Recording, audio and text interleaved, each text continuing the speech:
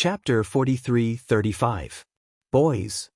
The mountain patrol envoy let out a loud roar, and the strange demon language turned into a wave that reverberated within a radius of 10 kilometers.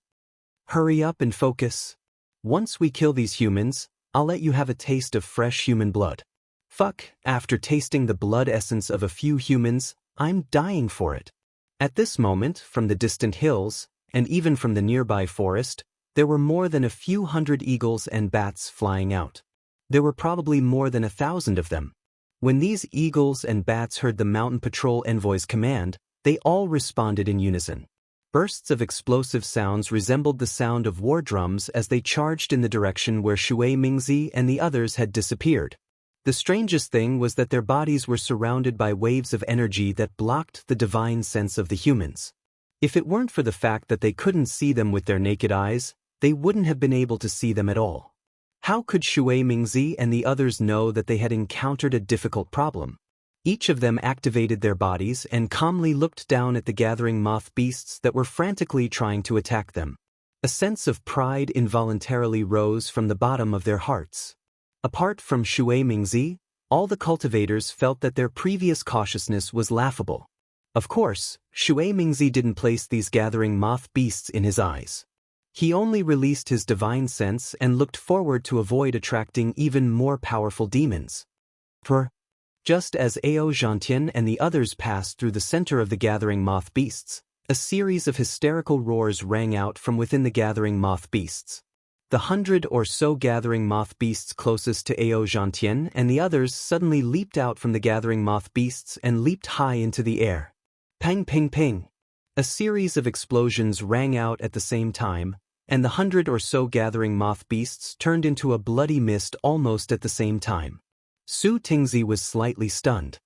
He looked down at his feet in disbelief and said in a low voice, "Fuck, what's wrong with these demonic beasts? Didn't fellow Daoist Exen just kill a gathering moth beast? Is there a need to be so aggressive?" She actually self-destructed 100 or so gathering moth beasts. Are we going to be blamed for this? Oh. Su Tingzi suddenly realized something and cried out in alarm, "Oh no, could it be that fellow Daoist Exen just killed a beast king? If that's the case, then we'll be in big trouble." Bang, bang, bang. Before Su Tingzi could finish his sentence, another 100 or so moth-gathering beasts leaped into the air and turned into blood once again. A thick smell of blood filled the air. Boom, boom, boom. The power of hundreds of stars and moons fell from the sky and hit the blood. The blood turned into countless tiny stars and fell everywhere. Roar, roar. The blood-colored stars seeped into the bodies of the moth-gathering beasts. Many of the moth-gathering beasts that weren't flying very high suddenly roared. Strange blood-colored shadows appeared around their bodies, and their bodies seemed to have been flattened. Puff, puff, puff. Soft sounds of the blood shadows colliding rang out. Hundreds or even thousands of gathering moth beasts actually condensed together in a few breaths' time. Then, with a loud rumble, they charged up from a low altitude. When another pillar of light from the stars and the moon landed on this blood shadow, a blood shadow that was several hundred feet in size appeared in midair. The strange thing was that this huge blood shadow was completely different from the gathering moth beast. At first glance, it looked somewhat similar to an eagle bat. Strange, strange. Even Shui Mingzi was perplexed, let alone Xianxia. However, in the blink of an eye, Shui Mingzi understood why the gathering moth beasts were able to condense the blood shadow into an eagle bat. He couldn't help but smack his forehead with a smile. Fuck, in the eyes of the gathering moth beasts, the most powerful demonic beast in this world is the eagle bat. If they want to transform into an eagle bat, then their ultimate goal is to transform into an eagle bat. Isn't this what people call a frog at the bottom of a well? Shui Mingzi's smile didn't fade. All of a sudden, a strange force emerged from the blood mist beneath their feet. It was like a huge palm that grabbed at everyone. Oh! Shui Mingzi was startled. He quickly swept his divine sense behind him. Sure enough, the gathering moth beasts that had condensed into the shape of an eagle bat were also emitting a goo-goo sound. This sound reverberated through the night sky and instantly attracted the blood mist. Xen Ping, who was flying to Shui Mingzi's right, harumphed coldly at the sight of the force emerging from the blood mist. He waved his sleeves and a powerful gust of wind appeared out of thin air, whistling through the air and crashing into the force. Boom! A loud explosion erupted. The gust of wind passed through the force and even the blood mist before striking the huge trees and rocks beneath the blood mist. All of the trees and rocks within a radius of several thousand feet were reduced to dust by Xen Ping. However, what puzzled Xen Ping was that the force that had been pierced through by the gust of wind was completely unaffected. It continued to pounce toward him. Furthermore, as the force drew closer, Xen Ping felt the blood vessels in his body tighten. The blood essence within his body was about to rush out uncontrollably. Not good. Xen Ping was greatly alarmed. How could he still be concerned about using his magic power to escape? He hurriedly stopped and activated a mystic technique in an attempt to control his blood essence. However, as soon as he activated the mystic technique, his blood essence seemed to be boiling. It began to circulate wildly within his body without Xen Ping's control. This is the power of the bloodline? Ao Zhantian was a descendant of the dragon tribe, so he had the true blood of the dragon bloodline in his body. Under the force of the force, his true blood Dharma idol also began to surge, almost surging out of his body. Ao Zhantian hurriedly stabilized his Dharma idol and cried out in shock. How does this lowly little demonic beast know how to use the power of the bloodline? No one could answer Ao Zhantian's shock because the power of the bloodline was still a little weak at the beginning. However, as it enveloped everyone, an unending stream of force gushed out of the blood mist like a torrential flood. Damn it! Su Tingzi was also somewhat unable to control his own bloodline. He cursed angrily and slapped the top of his head. A ray of earthy yellow light surged out, and a small drumstick appeared. Su Tingzi pointed with his finger, and the drumstick transformed into a large hand, protecting his body. However, the calmness on Su Tingzi's face only lasted for a moment. He slapped the top of his head again, and another ray of earthy yellow light shot out.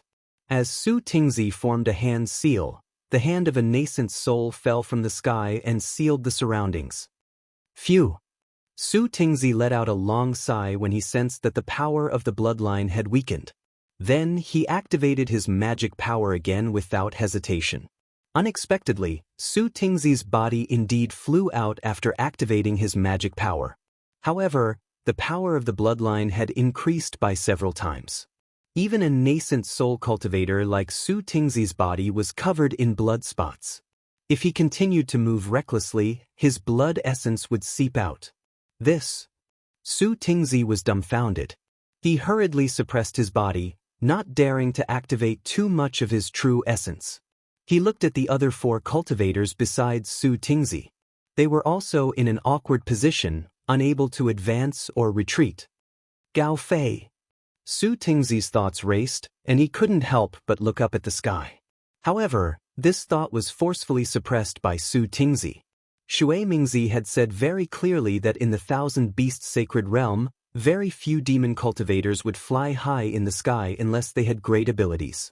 This was because the demon race was cruel and unruly by nature. They would attack anyone who displeased them. Flying high in the sky would easily be seen as a provocation by the demon race. Not to mention, it was currently nighttime, and the power of the moon and stars was the densest.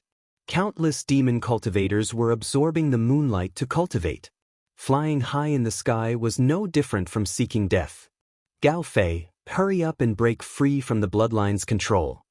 At this moment, Ao Zhantian no longer cared about hiding anything. He raised his hand and slapped the top of his head. Boom! A clear sound rang out, and a crimson dragon blood body flew out from his body. The moment the dragon blood body appeared, it immediately raised its head and let out a long roar. The entire dragon body swayed and dispersed the bloodline power of the gathering moth beasts.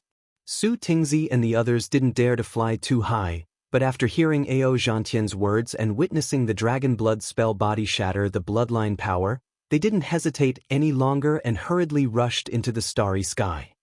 Fellow Daoists, split up. There's no need to fly too high. Fellow Daoist AO, This old man will lend you a hand. Seeing that Ao Xiantian had even unleashed his dragon blood body, Shui Mingzi also shouted with all his might. He rubbed his hands together, and strands of crystalline light as thin as hair fell into the void. Then, layers of dual-colored water light flashed in the air within a dozen kilometers. Not only did the water light wash away the blood mist, it also killed many of the gathering moth beasts. In fact, more than half of the several thousand feet long blood shadow was also killed by the water light. Many thanks, fellow Daoist Shui. Ao Xiantian expressed his gratitude, and the dragon blood body proudly pounced toward the blood shadow again. It opened its mouth, and the remaining blood shadow was actually riddled with holes by the dragon blood body. The gathering moth beasts could no longer hold on. PFFF. The blood tentacles between them were forced apart, and the gathering moth beasts fell from the sky. Ha! Ao Xiantian laughed loudly. So it's just a paper tiger. You really gave me a fright just now. Shui Mingzi didn't know whether to laugh or cry. He and Ao Xiantian were both 5th grade origin power grandmasters, and Ao Xiantian had to unleash his dragon blood body in order to defeat low-grade demonic beasts like the gathering moth beasts.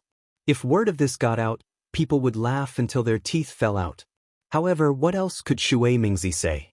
He hurriedly urged, fellow Daoist Ao, don't be careless. Although these gathering moth beasts are weak, they know the power of bloodlines. This is too dangerous for us human cultivators. It's better for us to retreat first. After we dodge this wave of small beasts, we'll deal with them. Caw caw.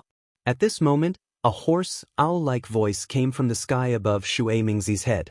It was speaking the somewhat obscure language of the hidden immortal continent. Humans, with just the few of you, you dare to have designs on my Yizhao Ridge? You must be tired of living. How could this be? Shui Mingzi was truly shocked. He had already released his divine sense, but who would have thought that there would still be a demonic beast that could avoid his divine sense and attack him? When he looked up and understood what was going on, he couldn't help but grumble inwardly. In the night sky, an eagle bat that was a few hundred feet in size spread its wings, blocking the starlight and the night sky nearby. Except for the lack of blood-red light around it, this eagle bat looked no different from the eagle bat formed by the gathering moth beast. Chapter 43-36. Fellow Daoists, hurry up and leave. Shui Mingzi's heart trembled when he saw such a huge flying eagle appear. Even though the flying eagle hadn't attacked yet, he immediately transmitted his voice without hesitation. However, Ao Xiantian and the other nascent soul cultivators didn't react to Shui Mingzi's words at all. However, Ao Xiantian and the other nascent soul cultivators all stopped in their tracks and circulated their magic power. Lights of different colors shone from their bodies, and they were clearly prepared to face the incoming attack. Hurry up and leave. At this point, Shui Mingzi could no longer maintain his calm. He couldn't even care less about his status as a 5th grade origin energy great grandmaster. Ao Xiantian's eyes narrowed slightly when he heard Shui Mingzi's warning. He replied coldly, fellow Daoist Shui, it's just a small star demon. Why are you making such a big fuss over nothing? Since we can no longer hide our tracks, why don't we give it a shot? Shui Mingzi was a little embarrassed and angry. He understood Ao Xiantian's personality quite well. He had already made it clear when he snuck into the Thousand Beasts' sacred realm that he shouldn't flaunt his superiority and shouldn't take his status as a 5th grade origin energy great grandmaster too seriously. The Thousand Beasts' sacred realm was a sacred realm for the demonic beasts. It was a realm of death for the human race. However, Ao Xiantian was still as arrogant as ever. He completely ignored Shui Mingzi's warning. Ao Xiantian didn't even put him in his eyes. Shui Mingzi's eyes flashed with a hint of ferocity. His gaze swept past Ao Xiantian and the group of nascent soul cultivators to look in the direction of the gathering moth's beasts. After the gathering moth's beasts were destroyed by Ao Xiantian's dragon blood dharma body, they couldn't regroup for the time being. This was an excellent place to escape. If Shui Mingzi was determined to escape, he should have a chance.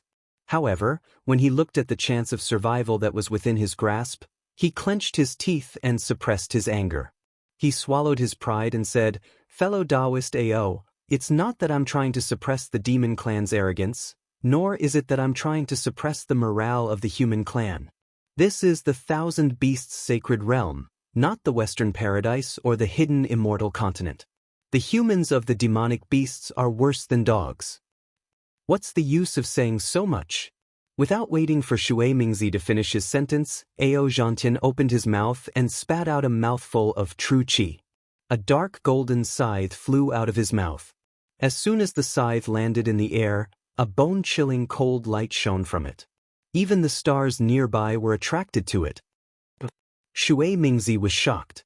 His pupils shrank slightly, and an imperceptible smile appeared at the corner of his mouth.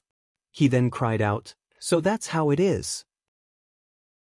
Fellow Daoist AO, it looks like you've gained quite a lot from your training on Dragon Island.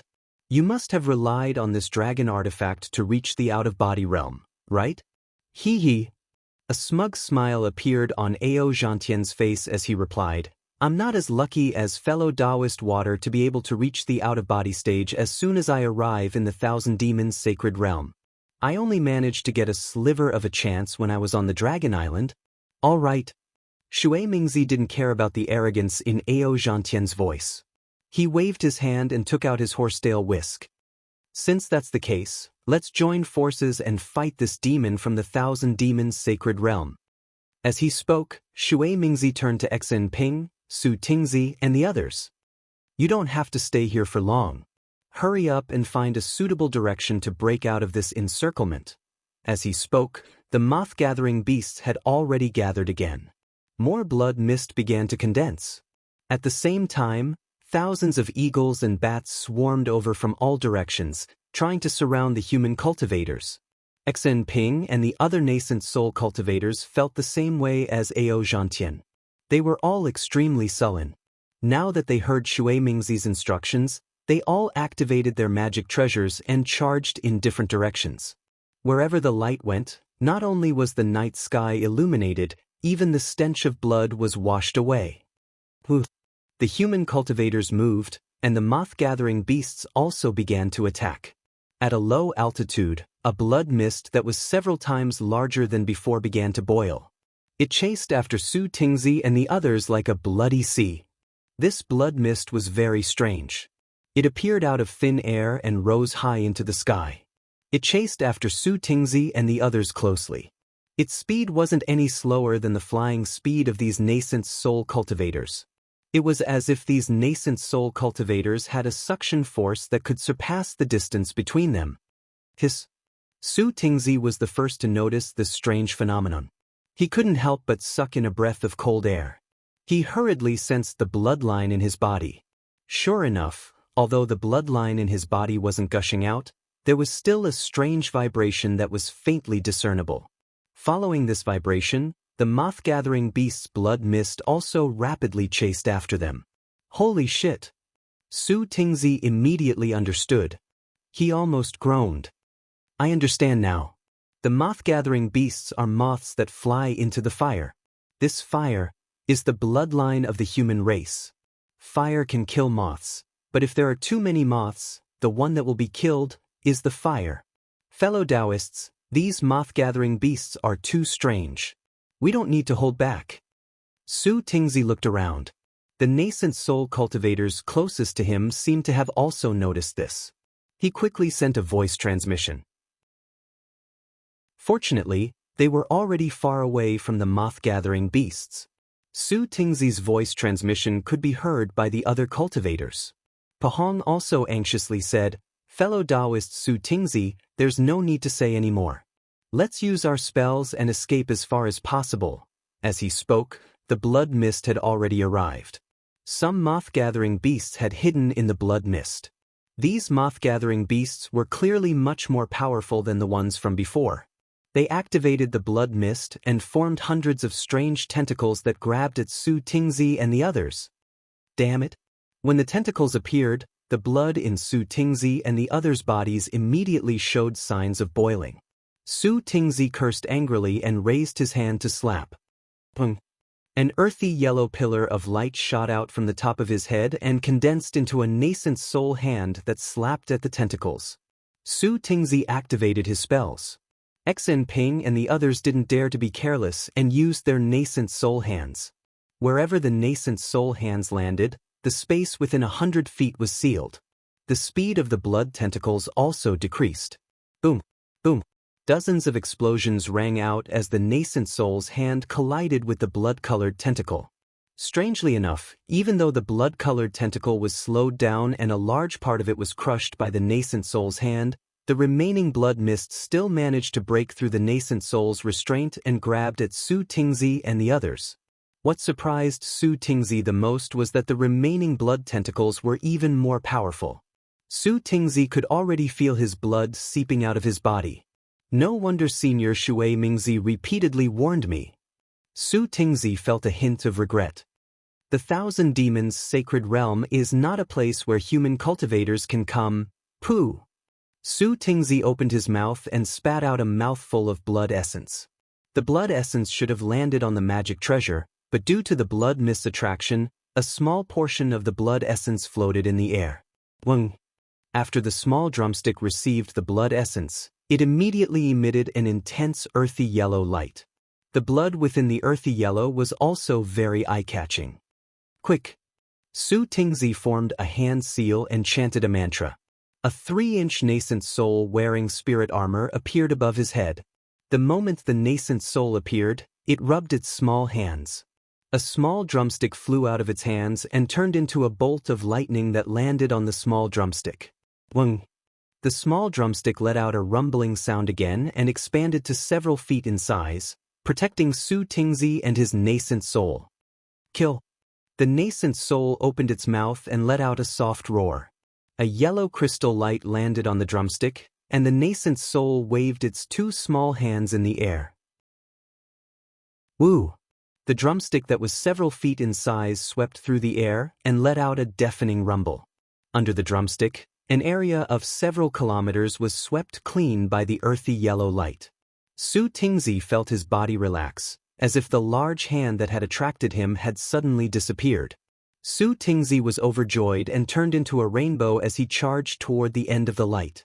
Since Su Tingzi could use a divine ability to escape from the gathering moth beast's attack, Xen Ping and the other nascent soul cultivators could naturally do the same. Xen Ping's natal magic treasure was a 3-colored fan. At this moment, the nascent soul fanned the magic treasure, and the 3-colored light turned into 3 pillars of light that barely broke through the blood mist and carried Xen Ping's body away. Just like Su Tingzi, Xen Ping was in a good mood.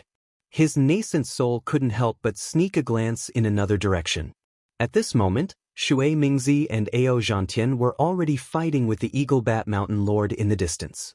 There were more than 100 eagle bats surrounding them, and the other eagle bats couldn't catch up to them in time. Su Tingzi and the other cultivators were fleeing in a different direction from Xen Ping. The blood mist below them had already thinned. Even if the blood mist condensed again, the gathering moth beast definitely wouldn't be able to catch up to them. If nothing unexpected happened, they would be out of danger.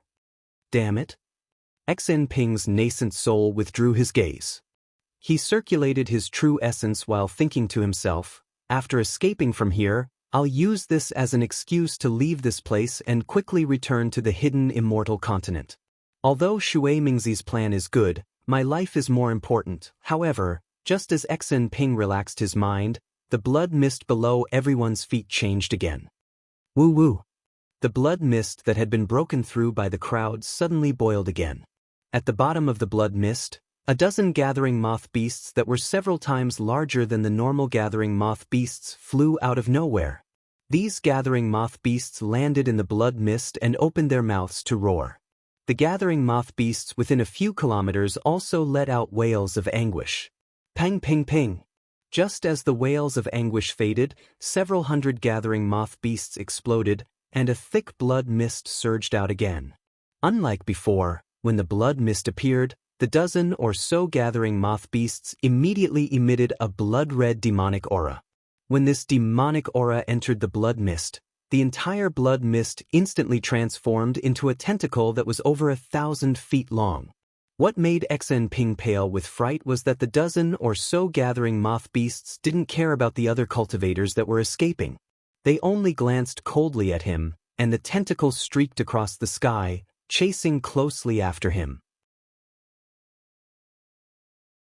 Chapter 43-37. Damn it! Xen Ping didn't expect himself to be so unlucky. His nascent soul didn't have time to return to his body. He opened his mouth again and spat out a blood-colored light. The light from the 3 colored magic treasures became even brighter, and his flying speed suddenly increased by 40%. Unfortunately, Xen Ping had only flown a few kilometers before the blood mist tentacle caught up with him. A powerful suction force fell on Xen Ping's body, preventing him from escaping. Kill! Xen Ping's nascent soul roared and waved his small hand. Shua! A 3-colored light beam turned into a large hand and grabbed at the blood tentacle. Woo! The large hand swept across the sky and collided with the blood tentacle. A slight wind whistled and the nascent soul's hand missed. The blood tentacle was like nothing. Seeing that the nascent soul's hand was useless, Xen Ping's expression changed greatly and he was about to use another ability. So, the blood tentacle that was still far away from Xen Ping suddenly turned into a shadow and instantly caught up to Xen Ping. Xen Ping's nascent soul suddenly felt that his body was incomparably heavy and he almost couldn't fly with his body. What's going on? Xen Ping was shocked. His nascent soul's eyes flashed as he looked at his physical body. He saw that on the arm that had killed the gathering moth beast, a few drops of blood had already turned into the shape of worms and were rapidly moving towards his physical body. Those few drops of blood were as heavy as 1,000 pounds, causing the nascent soul to be unable to breathe. Damn it! Xen Ping couldn't remember how many times he had cursed. He knew in his heart that these gathering moth beasts were not chasing him for no reason. It must be because he had accidentally left a mark when he killed the gathering moth beast. Xen Ping's nascent soul's eyes flashed with anger. Looking at the blood tentacle approaching, a trace of helplessness appeared on his face. Xen Ping's nascent soul should be able to easily escape from the tentacle, but the prerequisite was that he had to abandon his body. But without a body, how could a nascent soul escape from the Thousand Devils' sacred realm? Xen Ping's nascent soul shouted without hesitation, Shui Mingzi! Come and save me! As for Shui Mingzi, he immediately activated his horsetail whisk and focused on dealing with the Eagle Bat Mountain Lord. Shui Mingzi was well aware that although the gathering moth beasts were troublesome to deal with, they weren't particularly powerful. If nothing unexpected happened, Su Tingzi and the others should be able to escape with ease. However, the gathering moth beasts that he and Ao Zhantian were facing were the most powerful opponents of the night. As expected, just as Shui Mingzi brought out his horsetail whisk, the Eagle Bat Mountain Lord's neck suddenly began to rumble like the beating of a drum. Following which, a fist-sized vortex appeared in the night sky within a radius of several kilometers. These vortexes were filled with pillars of starlight and moonlight, and they all rushed toward Shui Mingzi and Ao Zhantian like a torrential downpour.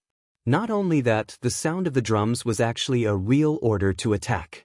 A group of eagles and bats flying in the night sky flapped their wings at the same time, and many coughing sounds were continuously produced. A series of chaotic ripples swept up violent winds. Within a radius of several kilometers, apart from the vortexes of various sizes, there was nothing but violent winds that drowned out all sound. What gave Shui Mingzi the most headache was that the violent winds were filled with ripples. These ripples were like thousands of small hammers striking his Naiwan palace. Although he had a secret technique to protect his Naiwan palace, he was unable to withstand such a concentrated attack. Waves of indescribable dizziness gradually appeared in his mind. Die! Shui Mingzi didn't dare to be negligent. The nascent soul true essence in his body was activated, and he brought out the horsetail whisk in his hand. Shwa! Tens of thousands of threads of light streaked through the air and landed in each of the vortexes. Boom, boom, boom. The threads of light accurately pierced into the center of the vortexes, and the entire vortexes instantly exploded. Streaks of black and white light flashed past, and a faint spatial crack appeared where the vortexes had been destroyed. Many of the violent winds stirred up by the eagles and bats were swallowed up by these spatial cracks. However, these spatial cracks disappeared in a flash, and didn't have much of an impact on the battle. Hee hee. Ao Zhantian chuckled at this moment, and the magic treasure that had remained motionless all this time suddenly moved. The dark golden light flashed and split the space around it. Swish, swish, swish. Wherever the light landed, it turned into countless dark golden phantoms like a stream flowing through a stream. Wherever the shadows passed, all the ripples were sliced apart, and the violent winds that had been wreaking havoc a moment ago suddenly came to a halt. See! Shui Mingzi couldn't help but suck in a breath of cold air when he saw how powerful Ao Zhantian's magic treasure was. He thought to himself, as expected of the Dragon Island, there are countless rare treasures. Back then Ao Zhantian was only a nascent soul cultivator of the 4th level of essence power. To think that he would be able to obtain such a powerful dragon weapon. This dragon weapon seems to be as powerful as my Dao Sect's spiritual magic treasure. Hee hee. The Eagle Bat Mountain Lord wasn't surprised when he saw the ripples being destroyed by Ao Zhantian and Shui Mingzi. Instead, he smiled faintly, and his wings suddenly began to flap again. A series of thunderous booms that were even more concentrated than the beating of the drums rang out once again, and layers of explosive ripples surged towards Shui Mingzi and Ao Zhantian. Shui Mingzi's expression changed when he saw the explosive ripples surging towards him. However, Ao Zhantian actually chuckled like the Eagle Bat Mountain Lord. He rubbed his hands together and shouted, "Combine!" As Ao Zhantian's magic power spread out, the countless dark golden shadows suddenly disappeared, and a scythe magic treasure that was several zhang long strangely appeared near the Eagle Bat Mountain Lord's shadow. Then, it slashed towards the Eagle Bat Mountain Lord with lightning speed. GG. The Eagle Bat Mountain Lord was shocked and instinctively cried out twice. His body flashed, and he wanted to turn into a shadow and escape from the magic treasure. However, Ao Zhantian's spiritual magic treasure was simply too powerful. Just as the Eagle Bat Mountain Lord's body turned into a shadow, the scythe had already struck the Eagle Bat Mountain Lord's wings. Peng! The Eagle Bat Mountain Lord's wings seemed to have exploded, and feathers of various colors scattered in all directions. Amidst the scattering of feathers, the Eagle Bat Mountain Lord's body turned into a shattered star. In fact, the power of the scythe did not seem to be depleted at all. After it pierced through the Eagle Bat Mountain Lord's body, it emitted a sharp light that was several hundred zhang long. This sharp light was even sharper than a flying sword. It streaked across the night sky and instantly killed several eagle bats that were unable to dodge in time. These eagle bats could only let out a miserable cry, and their feathers scattered as blood splattered everywhere. Ha! Ao Zhantian laughed loudly and shouted, "You're only fellow Daoist, quickly dodge." Seeing the Eagle Bat Mountain Lord turn into a shattered star and several eagle bats were killed, Shui Mingzi was not happy. Instead, he was shocked, and his expression was somewhat indescribable. He raised his hand and pointed at the horsetail whisk. Just as he was about to activate the magic treasure, for some unknown reason, the magic power in his hand did not activate. Instead, Shui Mingzi let out a cry of shock. When Ao Zhantian heard Shui Mingzi's warning, his heart trembled. Without any hesitation, he activated the magic power in his body, and his entire body teleported into the distance. However, it was a pity that just as his figure began to fade, 100 zhang in front of him, a gush of shattered fireflies gushed out like a fountain. As these shattered fireflies flowed, the moonlight pillar crashed down at the same time. The Eagle Bat Mountain Master's perfect figure strangely appeared amidst the shattered fireflies. The moment the Eagle Bat Mountain Lord's body appeared, his originally lifeless grayish-white eyes suddenly flashed with a resplendent glow. Two cold rays of light shot out from the Eagle Bat Mountain Lord's eyes and landed on Ao Zhantian's illusory body. Pa pa pa pa! The sound of glass shattering rang out, and the space around Ao Zhantian's body began to distort. Ao Zhantian's body was forcefully squeezed out of the void. Not only that, when the Eagle Bat Mountain Lord saw Ao Zhantian's body appear, he opened his mouth. Boom boom boom! Thunderous roars rang out from his mouth and nose, and thousands of fist-sized whirlpools instantly surrounded Ao Zhantian. Damn it! Ao Zhantian's embarrassment turned into anger. With a wave of his arms, a blood shadow appeared, and the dragon blood Dharma body charged out of his body. The blood-red dragon roared, and its huge dragon tail swept through the air. Woo woo woo. A total of 70% of the whirlpools were destroyed by Ao Zhantian before they could even display their might. Good. Shui Mingzi clapped his hands and said, "Fellow Daoist Ao, you're quite impressive. Let this old man help you." As he spoke, Shui Mingzi raised his hand and slapped the top of his head. His nascent soul floated out from the top of his head. The nascent soul also held an inch-long silvery white horsetail whisk in its hand. However, the tail of the horsetail whisk flickered and emitted a two-colored brilliance. Furthermore, this brilliance contained starlight. When the nascent soul waved the horsetail whisk, the starlight instantly shone brightly. Shua! As Shui Mingzi's nascent soul waved the horsetail whisk, boundless heaven-earth yuan qi surged. Furthermore, the pillars of starlight around the Eagle Bat Mountain Lord also split apart and scattered on the horsetail whisk. Tens of millions of light strands instantly covered the space within 1,000 zhang. With a series of screeching sounds, a small portion of these light strands pierced through the void, while the majority of them emitted a cold aura as they pounced towards the Eagle Bat Mountain Lord. Seeing Shui Mingzi using his sacred art, the Eagle Bat Mountain Lord suddenly lifted its head and opened its sharp, protruding beastly mouth. Woo-woo! A scarlet-red pillar of light shot out from the mouth of the Eagle Bat Mountain Lord like a flood. This pillar of light wasn't aimed at Shui Mingzi or Ao Zhantian. As this pillar of light descended into the night sky, the starlight around the Eagle Bat Mountain Lord's body flickered slightly and floated out. Then, a small portion of the pillar of light shot towards the starlight. Wang Wang. A strange sound rang out within 1,000 zhang of the Eagle Bat Mountain Lord. Amidst the sound, the space around the Eagle Bat Mountain Lord started to distort. Within the starlight, the light strands that Shui Mingzi had used previously were forced to appear.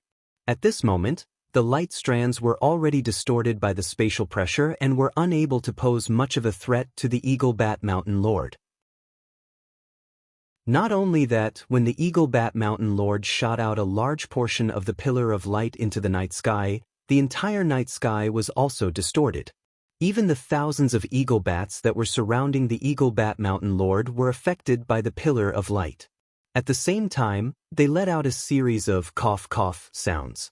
The space within a few dozen li was once again enveloped by the ripples as a series of formless waves rose up. Chapter 43-38. Damn it! At this moment, Ao Zhantian's Anaiwan Palace was shaking violently. Not only could he see it with his naked eyes, but he could also feel the world spinning around him. Ao Zhantian's dragon blood Dharma body trembled slightly as if it couldn't maintain its balance. Ao Zhantian cursed angrily as his dragon blood Dharma body roared toward the sky. He wanted to borrow the power of the dragon blood Dharma body to break through the encirclement of the Eagle Bat Mountain Lord and his subordinates. A dragon's roar soared into the sky. Unfortunately, it only traveled 1,000 feet before it was shattered by countless coughs. Even Ao Zhantian's dragon blood Dharma body showed signs of collapsing. Not good. Ao Zhantian's heart jolted upon hearing this, and he seemed to have come to a sudden realization. The eagle bat is the nemesis of the gathering moth beasts, and the gathering moth beasts possess the power of bloodlines. Isn't my dragon blood Dharma body also manifested from my bloodline? How was it possible for me to destroy the energy waves of the Eagle Bat Mountain Lord? Could it be that the demon race also knows how to plan? Just as Ao Zhantian was puzzled, the entire night sky trembled again. Countless pillars of starlight descended and grabbed onto Ao Zhantian's dragon blood Dharma body like a giant palm. Ao Zhantian's expression froze, and he hurriedly tried to withdraw his dragon blood Dharma body back into his body. Unfortunately, how could he still control the situation at this point? A huge force pressed down on his head like a boulder, and he couldn't activate his dragon blood Dharma body no matter what. Fuck! Ao Zhantian didn't dare to be careless. He rubbed his hands together, and streaks of light as thin as hair fell into the sky. The space in front of him trembled as countless origin chi of heaven and earth broke through the pillars of starlight. Whoosh! As Ao Zhantian made a few hand seals, the scythe rushed into the sky and sliced through most of the pillars of starlight. The dragon blood Dharma body finally moved again, and it fell toward Ao Zhantian's body. Fellow Daoist Ao, let me help you. Seeing that Ao Zhantian was in trouble again, Shui Mingzi's body swayed, and he waved the horsetail whisk in his hand again. At this moment, Xen Ping's cry for help sounded strangely. Shui Mingzi, come save me. Shui Mingzi was shocked. He didn't care about Xen Ping's disrespect and naturally released his divine sense. Buzz buzz. When his divine sense landed in the night sky, a feeling of dizziness immediately entered Shui Mingzi's mind. Shui Mingzi was shocked. He quickly withdrew his divine sense and looked up. Seeing that Xen Ping was in danger, Shui Mingzi was extremely shocked. He glanced at Ao Zhantian and the Eagle Bat Mountain chieftain in disbelief, seemingly hesitating. Fellow Daoist water, hurry and save Xen Ping. Ao Zhantian naturally heard Xen Ping's cry for help. He hurriedly shouted, this old man still has some strength left, but… Shui Mingzi seemed to have misgivings about something. However, it only lasted for a moment before his body flickered. A two-colored light flashed around him, and a faint demonic cloud appeared beneath his feet. Shui Mingzi teleported away, and in the space of a few breaths of time, he appeared 3,000 meters away from Xen Ping. Unfortunately, Shui Mingzi's figure had only just appeared. Before he could wave the horsetail whisk in his hand, the blood vessels on Xen Ping's body had already appeared like thick earthworms. With a loud bang, Xen Ping's body exploded. Damn it! Shui Mingzi was furious. He waved his horsetail whisk, and hundreds of strands of light shot towards the huge moth-gathering beasts. He shouted again, fellow Daoist Xen, don't panic. Hurry and come to this old man. Who knew that it would have been better if Shui Mingzi hadn't said anything? As soon as Shui Mingzi spoke, a trace of resentment flashed across Xen Ping's nascent soul's eyes. The magic power around his body surged, and with a whoosh he actually teleported into the distance. Fellow Daoist Xen. Shui Mingzi was shocked. He hurriedly said, this is the Thousand Demons' sacred realm. How can a nascent soul like you escape from being devoured by the demons? As he spoke, Shui Mingzi was about to chase after Xen Ping. However, just as Shui Mingzi's figure moved, a wave of blood energy surged through his body. Not to mention teleporting, even flying was a bit troublesome. Damn it, damn it, damn it. Shui Mingzi was truly enraged. He opened his mouth, and a silvery white pillar of light fell into the strands of light he had shot out. With a boom, the strands of light flew up and instantly killed a huge moth-gathering beast. Shui Mingzi's magic treasure did indeed kill a moth-gathering beast. However, the crimson tentacle wasn't something that Shui Mingzi's magic treasure could defend against. The crimson tentacle changed direction and came crashing down on Shui Mingzi. At this moment, due to Shui Mingzi's departure, Ao Zhantian was facing off against the Eagle Bat Mountain Lord alone. He had just retracted most of his dragon blood avatar into his body when the light around him began to distort and ripple. The remaining avatar was already beginning to crumble, roar. At this critical moment, a loud dragon's roar soared into the sky from afar. Following which, a powerful vital intent appeared out of thin air. This vital intent was very strange. It was like a river, but also like a boulder. As it descended, it caused the Eagle Bat Mountain Lord to tremble violently. Even though it didn't break through, it still caused the Eagle Bat Mountain Lord to hurriedly turn around. Which damned bastard dares to bully a descendant of the dragon tribe? A loud voice sounded from behind the vital intent. It was the language of the Thousand Beast Holy Realm. Good. Ao Zhantian was truly overjoyed. Even though he hadn't seen the newcomer yet, just from the power of the vital intent and the dragon's roar alone, he already knew that the newcomer was definitely a powerful ally. Sure enough, just as the Eagle Bat Mountain Lord spread its wings and soared into the sky, a demonic body that resembled a dragon and a snake descended from the night sky. The snake's tail, which was several dozen feet thick, whistled through the air as it came crashing down like a small mountain. Where the serpent tail landed, the eagle bat mountain master similarly flapped his wings to receive the attack. Boom! With a loud explosion, the serpent tail was flipped over, and an ugly serpent dragon tumbled in midair, revealing its demonic body. The eagle bat mountain lord also tumbled through the night sky. Even though it spread its wings, it was still unable to maintain its balance. So, it's a python dragon. Ao Zhantian was filled with anticipation for the appearance of a member of the dragon tribe. When he saw that it was a python dragon, he couldn't help but feel disappointed. However, when he saw that the python dragon's demonic body was so sturdy, there was hope amidst his disappointment. He didn't dare to be careless. While the eagle bat mountain lord was entangled by the python dragon, he hurriedly retracted his dragon blood dharma body. With a sway of his body, the scythe in his hand slashed out once again. Its target was the eagle bat mountain lord. Ping-a-ping-ping. The magic treasure streaked across the sky, and a series of explosive sounds could be heard. At this moment, the space was still enveloped by the fluctuations of the eagle bat mountain lord. The scythe didn't leave behind a beautiful arc, but traces left behind by the shockwaves. With so many shockwaves blocking the scythe, when the magic treasure landed on the eagle bat mountain lord's head, it was no longer as sharp as before. The eagle bat mountain lord sneered coldly.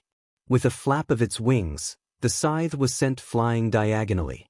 It didn't pose any threat to the eagle bat mountain lord at all. Fellow immortal. At this moment, the python dragon was already twisting its body. Seeing that Ao Zhantian's magic treasure was useless, it shouted, "You go and kill those small fries. Leave this bastard to me." All right. Ao Zhantian naturally understood the thousand beast sacred realm's words. With a nod of his head, he moved with all his might. With a flick of his hand, he pounced towards the nearest eagle bat mountain lord. Ho!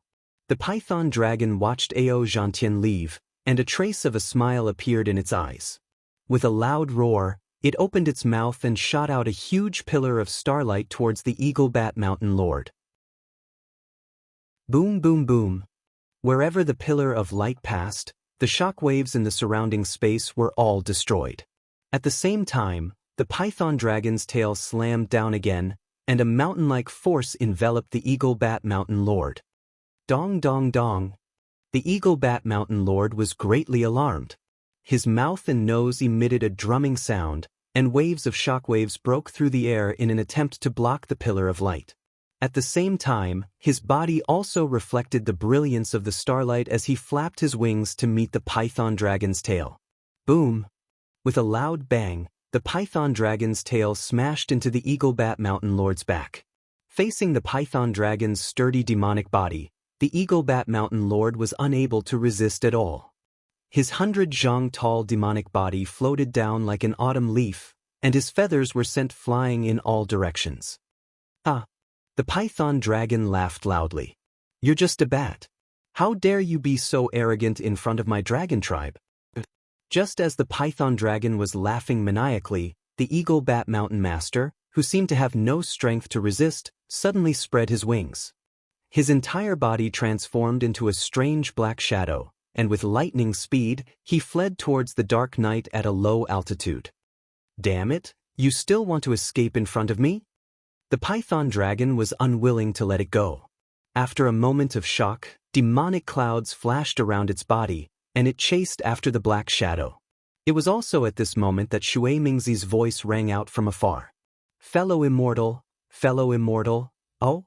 The python dragon's body turned sluggish, and when it turned its head to look, it saw Shui Mingzi's body flashing with two different colors of light. Layers of blood-red light rippled outwards. The horsetail whisk in Shui Mingzi's hand was able to block the numerous gathering moth beasts, but it was unable to block the power of the bloodline within the blood-red mist. What was special was that at a low altitude, there were thousands of gathering moth beasts, whose eyes were flashing with red light, gathering over without fear of death. Fellow immortal, do you have any ideas? Shui Mingzi shouted loudly. If fellow immortal is able to lend us a hand, I will definitely reward you greatly. What does it have to do with me?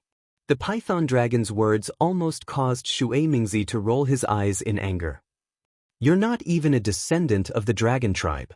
After the python dragon finished speaking, it turned its head again to look in the direction that the Eagle Bat Mountain Lord had fled. In just a few breaths, the Eagle Bat Mountain Lord had already disappeared without a trace. The python dragon's body flew for 1,000 feet, but it seemed to have some misgivings and stopped chasing. Instead, it looked in Ao Zhantian's direction and called out cheerfully, "Fellow Immortal, don't worry, I'll help you." Damn it, isn't it just a python dragon? Do you have to think so highly of yourself? You're ignoring me, but I'm going to pay you back. Seeing how the python dragon was so biased, as if it didn't care about his life at all, Shui Mingzi's nose became crooked from anger. He gritted his teeth and opened his mouth, sending a surge of true yuan into his magic treasure.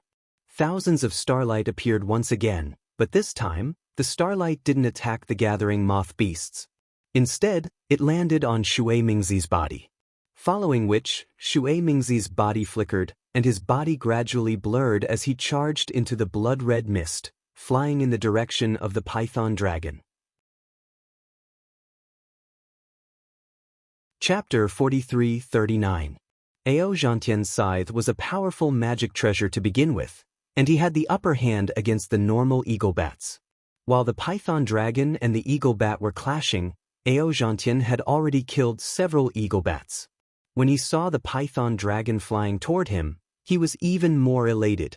"Thank you, fellow immortal. You're welcome, you're welcome." Even though the python dragon said that, it was clearly enjoying the compliment. Before it could even get close, its massive python tail smashed toward another eagle bat. Boom! There was no suspense. The eagle bat was struck by the python tail and fell straight into the forest. Giant trees were toppled, and rocks were pulverized. Even the eagle bat was severely wounded. Haha! The python dragon roared with laughter again. A bunch of little bats dares to taunt the dragon tribe. Among them, the word Dragon Clan was enunciated very clearly. Boom boom boom. The python dragon swept its tail horizontally again, instantly sending several eagle bats flying. Ao Zhantian's heart was deeply hurt as he watched the python dragon defeat the eagle bats with ease without using any special abilities. He thought to himself bitterly, "Fuck, even a powerful dragon can't defeat a snake in its own territory.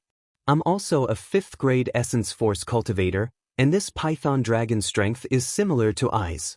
However, in this 1,000-beast sacred realm, these little bats can only bully I. They can't do anything to the python's body." Chirp chirp. Just as Ao Zhantian was feeling jealous, a strange screeching sound came from the distant night sky.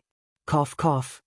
All of the eagle bats coughed at the same time upon hearing this screeching sound.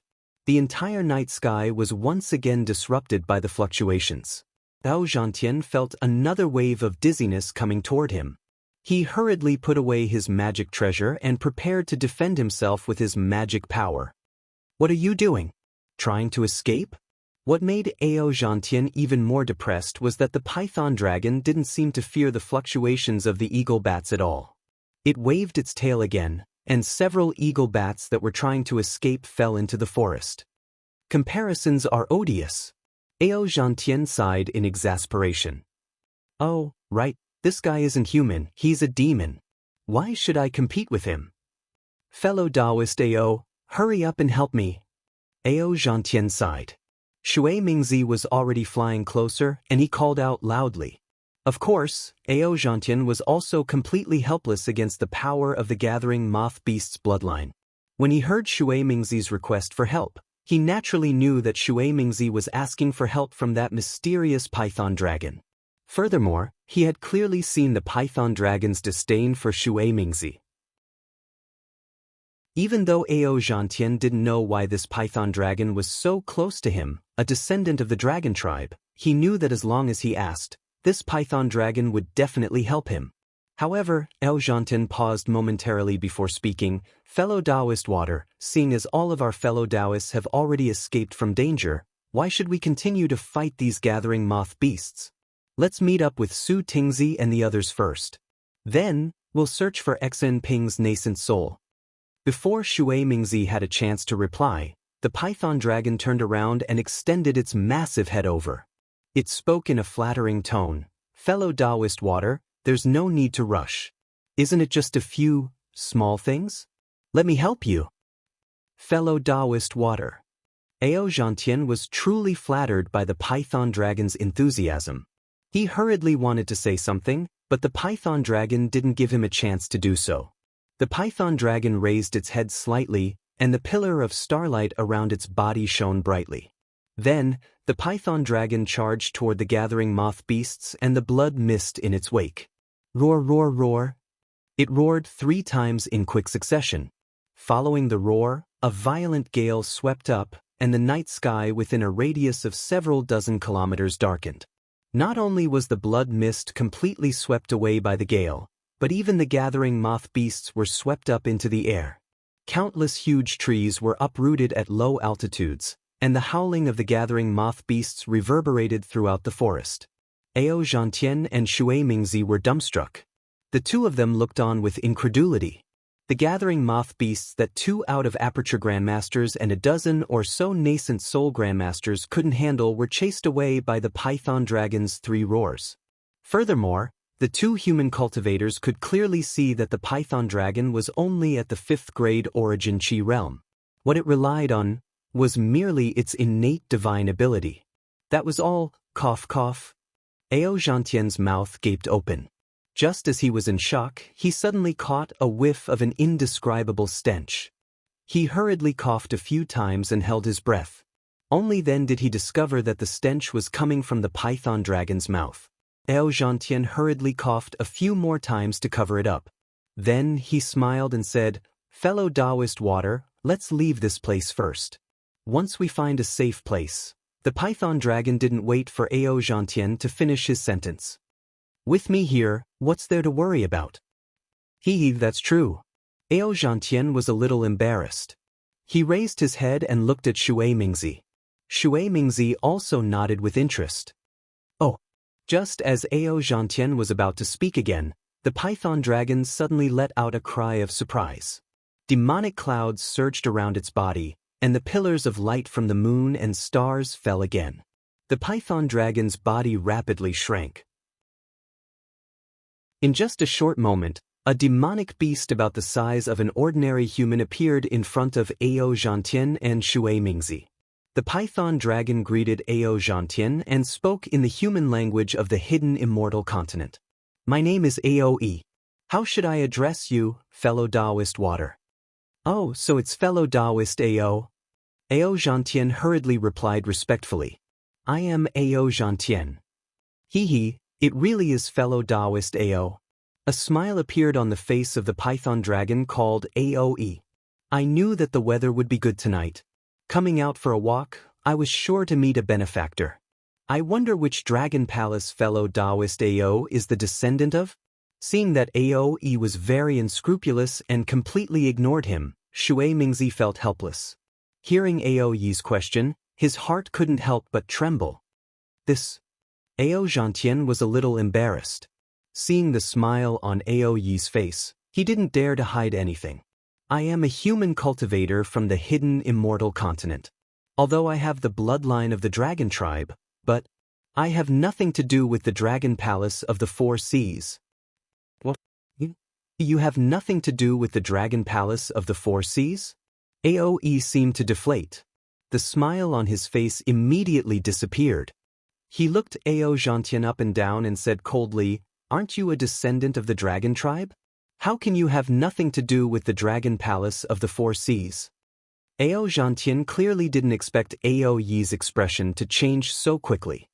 He was stunned for a moment, then he smiled and said, "I am a human, not a member of the sea tribe. How can I have anything to do with the dragon palace of the 4 seas? If you say no more." Aoe waved his hand and said impatiently, "If you have nothing to do with the dragon palace of the 4 seas, then why did you show your dragon form? Fuck, this is so troublesome. You made me work for nothing. I was happy for nothing. Fellow Immortal Ao." Shui Mingzi, who was at the side, smiled faintly and asked, "Doesn't your name have the surname Ao?" Could it be that you are not a descendant of the dragon tribe of the Dragon Palace of the Four Seas? Ao Yi's face revealed a trace of anger and embarrassment. He glared at Shui Mingzi with his large eyes. The python tail hidden behind his armor waved, and a demonic cloud appeared in the air. It looked like it was about to fly away. Shui Mingzi's lips curled into a mocking smile. He already knew that this python dragon's true form was a python. He belonged to the Thousand Beasts sacred realm, and his bloodline was relatively low. He thought highly of himself. Not only did he give himself the surname Ao, which only the dragon tribe could use, he also saw himself as a member of the dragon tribe. However, he was not a member of the dragon tribe, which was why he wanted to curry favor with the Dragon Palace of the Four Seas. When he saw Ao Xianxia reveal his dragon blood dharma body, he thought that Ao Xianxia had something to do with the Dragon Palace of the Four Seas. Thus he came to save him. Now that he saw that Ao Xianxia had nothing to do with the Dragon Palace of the Four Seas, he immediately turned his back on him and prepared to leave. Shui Mingzi ignored Ao Yi and allowed him to leave. However, Ao Xianxia panicked and hurriedly called out, "Fellow Immortal Ao, don't be in such a hurry." "What? You are not a descendant of the Dragon Palace of the Four Seas. Why are you holding me back?" Ao Yi asked with a cold smile. A faint smile appeared on Ao Xianxia's face as he pulled out his scythe magic treasure. "Take a look at this, fellow Immortal." "Why would I look at this?" Ao Yi did not even look at the magic treasure. He waved his hand and said, "Don't block my way. I still want to go to the North Sea to take a look. Hee, fellow Immortal." Ao Xianxia did not dare to beat around the bush. "Although I have nothing to do with the Dragon Palace of the Four Seas, I have been to the Dragon Island. This magic treasure is a dragon weapon I obtained on the Dragon Island." Dragon Island? Ao Yi's body trembled when he heard this. However, the smile on his face immediately returned. He hurriedly flew to Ao Xianxia's side and asked, "Fellow Immortal Ao, why didn't you say so earlier? So you are a descendant of the Dragon Island." Shui Mingzi almost fainted when he heard Ao Yi's words. He could not help but curse inwardly. This python must have gone crazy from wanting to have a pure bloodline. As soon as he heard that the Dragon Palace and the Dragon Island were related to bloodline, he was just a python. Even if he cultivated for 10 more lifetimes, he would still be a python. He has nothing to do with the true dragon tribe. Cough, cough. Ao Xianxia coughed a few times and smiled. "I am not." As soon as Ao Xianxia said, "No," Ao Yi's expression changed. Ao Xianxia's eyes darted around, and he quickly changed the subject. "Although I'm not a direct descendant of the Dragon Island, my dragon bloodline is extremely pure. That's why I had the opportunity to train on the Dragon Island. Fellow Immortal, please take a look. This is the dragon weapon I obtained on the Dragon Island." Ao Yi's expression immediately became respectful when he heard this. He reached out with both hands and took the scythe. He looked at it again and again. Although he could not see any dragon chi, he still looked a little reluctant to part with it. "Ao, not good. Fuck, if you don't return this python to me, what am I going to do?" Ao Xianxia suddenly panicked. He reached out for the magic treasure again and said, "This dragon weapon is only suitable for humans. After I refined it, the dragon chi is even more restrained. I'm afraid fellow Immortal won't be able to see anything." Chapter 4340. This. Ao Yi was clearly reluctant to return the scythe, but after hearing Ao Xianxia say that it could only be used by humans and that it had already been refined, he reluctantly let go. Ao Xianxia hurriedly put away the magic treasure and heaved a sigh of relief. Ao Yi then probed, "Fellow Immortal Ao, when will the Dragon Island trial begin? What kind of bloodline do I need? Do I have a chance? Can you introduce me to the Dragon Islands? Dragon King? Country bumpkin." Shui Mingzi cursed in his heart upon hearing Ao Yi refer to the Dragon Island's dragon tribe as Dragon King. Ao Xianxia chuckled. "Fellow Immortal Ao, entering the Dragon Island requires an opportunity. Even I won't have the opportunity to enter the Dragon Island in the future. You won't have the opportunity to enter the Dragon Island? Then what are you talking about? Aoe was immediately enraged. Aoe's reaction was completely within Ao Zhantian's expectations. He replied in an unhurried manner, "Don't worry, fellow immortal. I won't have a chance to enter the Dragon Island, but I can introduce you to the Dragon Tribe." Shui Mingzi's brows furrowed slightly upon hearing this. "Fellow Daoist Ao, what do you mean by this? Could it be that you want to befriend this demon tribe?" "Please wait a moment, fellow immortal Ao." Ao Zhantian smiled at Aoe before turning to Shui Mingzi. "Fellow Daoist Shui, don't you think it's quite dangerous for us to travel through the Thousand Demons sacred realm with only a dozen or so human cultivators? Tonight, we only encountered moth-gathering beasts and eagle bats, and we were almost annihilated. Although we're all safe now, fellow Daoist Xen Ping's physical body has been destroyed, and his nascent soul is missing. Su Tingzi and the other fellow Daoists have fled in panic. We've traveled more than several million kilometers from Baiqingyu, right? Who knows what kind of demon tribe we'll encounter during this time? Although this python dragon looks annoying, it's still a demon tribe member of the Thousand Demons sacred realm. With him leading the way, wouldn't it save us a lot of effort?" But Shui Mingzi suppressed the dissatisfaction in his heart and retorted, "How can we let a demon tribe member know what we're doing? If this python dragon knows the demon tribe member of the demon tribe of Baiqingyu, wouldn't you be creating trouble for yourself? Not only will our whereabouts be exposed, it will also be a bloody calamity. Moreover, do you think you'll be able to do it? I've heard from fellow cultivator that you'll never be able to set foot on Dragon Island again." "Hee." Ao Zhantian seemed to have a card up his sleeve as he replied calmly, "Of course we can't let this python know what we're about to do. However, since we are going to Baiqingyu to participate in the banquet, why is there a need to hide this from others?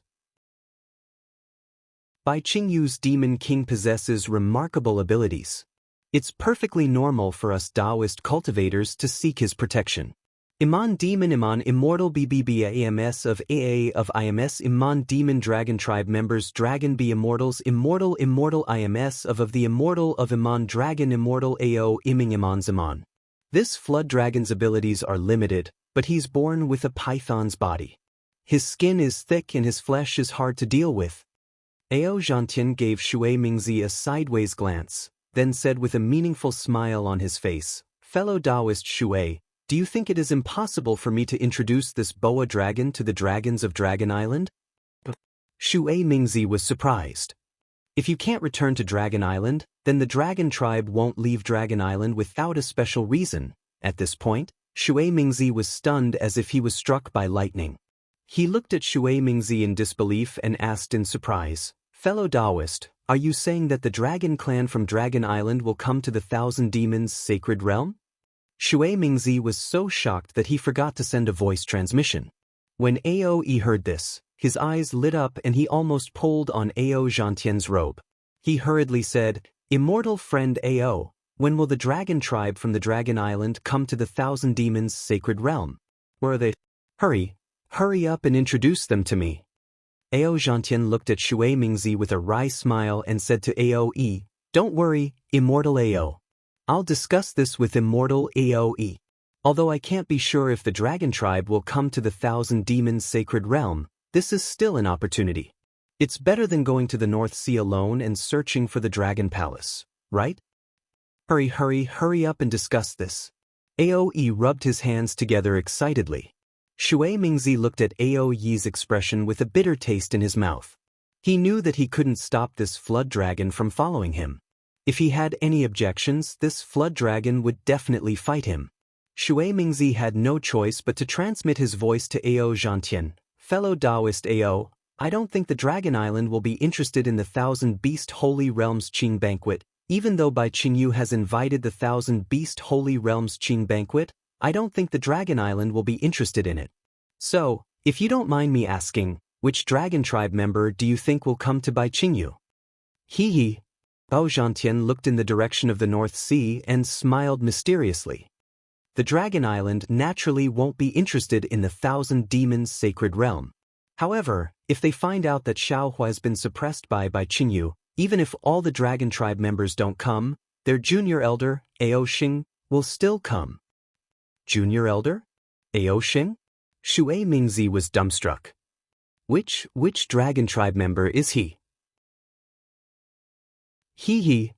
Ao Zhantian looked at Shui Mingzi and replied, "This is a secret of the Dragon Island, so forgive me for not being able to explain it to you. To tell you the truth, it's precisely because I have this bit of confidence that I dare to come to the Thousand Demons' sacred realm with all of you." Great! Shui Mingzi was ecstatic. Why didn't you tell us earlier that you have such a strong backing? Although we came here with the intention of dying to save Daoist Xiao, wouldn't we be able to raise our morale if we had such a strong backing? Ao Zhantian replied, "I wasn't sure either. If I had told you earlier, it might have ruined the Dragon Island's plans." You're right. Shui Mingzi nodded vigorously. This is an important matter.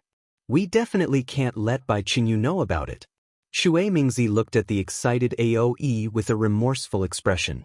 He wondered if this python dragon would ruin their plans.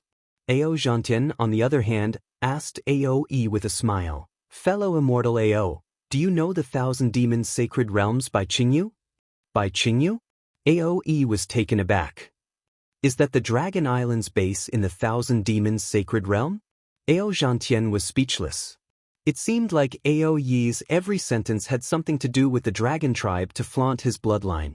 Ao Zhantian explained, Bai Qingyu is the territory of a demon monarch in the Thousand Demons' sacred realm. Demon monarch? Aoe's expression froze. He didn't ask any questions, as if he was thinking about something. An extremely powerful demon monarch. Ao Zhantian said, "This demon monarch is going to hold a banquet soon. We're heading to Bai Qingyu to seek the protection of this demon monarch. I know that a member of the dragon tribe from the Dragon Island will also be attending this banquet." Before Ao Zhantian could finish, Aoe was already beaming with joy. A powerful demon monarch. Good. I didn't think that I would hit the jackpot today. Not only will I be able to befriend a member of the dragon tribe from the Dragon Island, but I'll also be able to befriend a powerful demon monarch. My efforts today weren't in vain. Fellow immortal Ao, where is Bai Qingyu? Let's go, bring me there. Ao Zhantian smiled at Shui Mingzi when he saw that this unscrupulous python dragon had already taken the bait. He then said to Aoe, "Fellow immortal Aoe, there's no need to be in such a hurry. I still have a few other fellow Daoists who were separated by the gathering moth beasts. I still have to find them first. How can I not be in a hurry?" Aoe urged. "I've been searching for so long, and finally," Ao immediately shut his mouth. He coughed twice and pretended to be an expert. He nodded and said, You humans are really weak. Aren't you just a few gathering moth beasts? Just because they separated you? Lead the way, and I'll stand guard for you. You can flatten the entire Thousand Demons' sacred realm." Yes, fellow immortal, please." Ao Zhantian nodded and winked at Shui Mingzi. Shui Mingzi's lips curled into an indescribable expression as he flew off in a certain direction. Ao Zhantian waved his hand and flew off carefully, leaving Aoe behind. Aoe was the only one left. He slowly moved his body and followed behind the two human cultivators. The first rays of dawn had already appeared on the horizon. A cool breeze blew on Aoe's face. The ugly face of the anaconda dragon clearly carried a human smile. This Aoe was Xiaohua, the one who shouted that the illusory pearl had transformed into a python dragon. He didn't attract the attention of Ao Zhantian and Shui Mingzi at all, and he blended into the group that was going to save Xiaohua. Ao Zhantian naturally didn't know if Ao Xing would come. However, before he left the Dragon Island, he clearly saw that the relationship between Ao Xing and Xiaohua was definitely not ordinary. Since he was willing to go all the way to the Thousand Demons' sacred realm in order to save Xiaohua, how could Ao Xing, a minor elder of the Dragon Island, not come when he heard the news? Ao Zhantian's prediction was naturally correct. Far to the west of the Thousand Demons' sacred realm, near the shore of the West Sea. Boom! A huge wave soared into the sky, and a loud dragon's roar shook the surroundings. The originally calm sea instantly became turbulent, and a dragon's body that was several thousand feet long flew out from the bottom of the sea. The moment the dragon rushed out of the sea, it immediately flew into the sky like a flying dragon. Under the dragon's roar, the originally clear sky immediately became turbulent, and waves of dark clouds surged in from all directions. Regardless of whether it was the dark sky or the snow-like waves on the sea, all of it revealed the fiery fury of the dragon. Damn it! Damn it! Damn it! The huge dragon rushed into the sky and frantically circled the clouds several times. It opened its mouth and shouted 3 times toward the sky. In the end, it yelled again, "Bai Qingyu! You dare to suppress the dragon master of the dragon tribe? If I don't smash you, Bai Qingyu, into pieces, then I'm not a minor elder of the Dragon Island." As the clouds shattered, the appearance of the dragon was revealed. It was the furious Ao Xing. Chapter 43-41. Junior Elder, Junior Elder. Ao Xing roared angrily. Just as he was about to fly in the direction of the 1,000 Demons' sacred realm, another dozen dragon generals flew out from under the sea. The first dragon general shouted, "Senior Elder, don't be in such a hurry. Bai Qingyu is merely a demon realm in the 1,000 Demons' sacred realm. The demon king there is not even famous. How could he have the guts to suppress our dragon clan's dragon master? What you've heard is nothing more than some rumors. Second Elder has already sent out dragon generals to Bai Qingyu to gather information. If Xiaohua, dragon teacher Xiao, is really suppressed in Bai Qingyu, there's no need for you to head there personally. My dragon island would have long dispatched troops to eliminate Bai Qingyu." Scram. Ao Xing was even more furious. "Don't follow behind me. Don't think that I don't know. You have already known about Bai Qingyu and the rumor that Xiao Longshi might be suppressed in Bai Qingyu. Then, why didn't you tell me earlier? If it wasn't for me, how could I have eavesdropped on this matter? How long do you want to hide it from me? Junior Elder." Although the dragon general felt wronged, he didn't dare to talk back to Ao Xing. Instead, he smiled and said, "If you are angry, you can vent your anger on me. This matter is far from as simple as Junior Elder thinks. Although our dragon island didn't announce Xiao Longshi's matter to the world, the great holy palace in the 1,000 Demons' sacred realm still knows about it. That demon in Bai Qingyu must have received the news as well. Since they know that Xiaohua is our dragon clan's dragon master, they still dared to risk universal condemnation to suppress him. They must have something to rely on. It's not difficult for our dragon island to kill Bai Qingyu, but it's difficult to find the person behind them.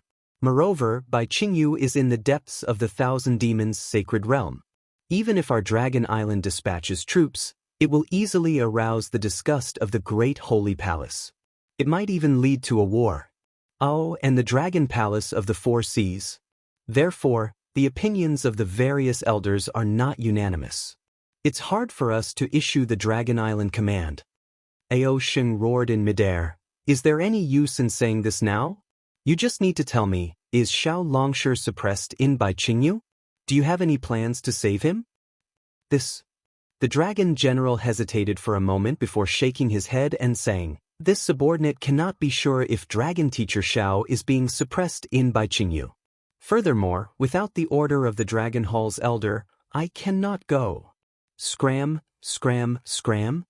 Ao Xing became even more furious and shouted, "Since you can't go, then don't talk nonsense here. In any case, Laozi has already decided. If you guys don't go, Laozi will go. Laozi only has Xiaohua as a good friend in this world. If Laozi doesn't save him, who will? Hee hee." That Long Jiang still smiles and says, "We naturally won't go and save Dragon Master Xiao. However, we need to protect Junior Clan Elder. If Junior Clan Elder goes to Bai Qingyu, we will have to accompany her." Holy shit! Ao Xing was stunned for a moment, and then he said happily, "So this is your plan. Tell me, is this the Great Elder's idea?" Long Jiang had an innocent look on his face as he shook his head and said, "This subordinate never said that this was the Great Elder's idea." Ha! Ao Xing laughed loudly and swung his dragon tail, saying, "If that's the case, Why aren't you guys following Laozi to the Thousand Demons' sacred realm? Don't rush, don't rush. That Long Jiang narrowed his eyes and looked in the direction of the West Ocean and replied, the dragon who leaked the news of Bai Qingyu to Junior Clan Elder hasn't appeared yet. How can we go to Bai Qingyu alone? It can't be? Ao Sheng stopped smiling and said with a bitter face, does the Great Elder know about this as well? This subordinate must correct Junior Clan Elder's words. Long Jiang said seriously, the Great Elder doesn't know about this at all. Even the elders of the Dragon Hall don't know about this at all. Junior Clan Elder made the decision on her own. In order to protect Junior Clan Elder, this subordinate has no choice but to go to Bai Qingyu. As for Junior Clan Elder being with Ao Zhan, that's purely an accident. Just as Long Jiang finished speaking, a pitch-black dragon body rushed out of the blue water in the West Ocean. An unusually ferocious aura was emitted from the dragon horn on the dragon body. Ao Sheng looked up and saw Ao Zhan in his pitch-black dragon armor. There weren't any other dragons behind Ao Zhan. However, as soon as Ao Zhan appeared, the dozen or so Long Jiang beside Ao Sheng immediately became alert. They silently spread out and protected Ao Sheng in the center. Oh, why are there only a few Long Jiang? Ao Zhan didn't release his Yuan Shun because he wanted to hide his tracks. When he saw the dozen or so Long Jiang beside Ao Sheng, he couldn't help but be surprised. He shouted, damn it, just the few of you are not even enough to fill the gaps between Bai Qingyu's teeth. After saying that, Ao Zhan stopped in midair and looked at Ao Sheng thoughtfully. He then said, Ao Sheng, did you not tell the Great Elder about the information I gave you? Impudent.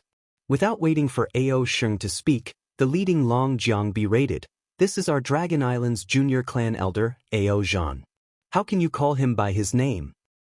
Go away. Ao Sheng's face was full of disdain. He waved his dragon claw and pulled the Long Jiang aside. He said, Ao Zhan and I have experienced life and death in the stacked Jade Legacy realm. There's no need to use the Dragon Island's rules to restrain him. Besides, in the future, cough cough. Seeing that Ao Sheng was about to reveal some secret, Ao Zhan hurriedly coughed and stopped Ao Sheng. Hee hee. Ao Sheng chuckled and replied, do I need you to say it? Of course I know what you mean. After I got the information, I quickly went to find the Great Elder. However, ever since he left the folded Jadeite Legacy realm, he has been meditating. Not to mention me, even the other elders don't see him often. The majority of the Dragon Island's affairs are all controlled by the Second Elder. Oh, the Second Elder. Ao Zhan's eyes narrowed as a strange expression appeared on his face. Although I didn't see the Great Elder, I also reported the matter to the Great Elder's follower. Ao Sheng explained again, but after the follower returned, he didn't say anything. I could only go to the Fourth Elder. The Fourth Elder berated me and told me not to meddle in the matters that didn't exist. He then chased me out. At this point, Ao Sheng looked at the Long Jiang on the left and smiled. However, when I secretly sneaked out of the Dragon Island, I actually found a Long Jiang. When these Long Jiang were chasing me, I also brought them out of the Dragon Island. Sigh. Actually, there was no need for Ao Sheng to say anything more. Ao Zhan had already heard the strangeness of the matter. He sighed and looked at Ao Sheng meaningfully. Ao Sheng, actually, I am already regretting telling you about Bai Qingyu's matter. Why? Ao Sheng looked at Ao Zhan in shock and confusion.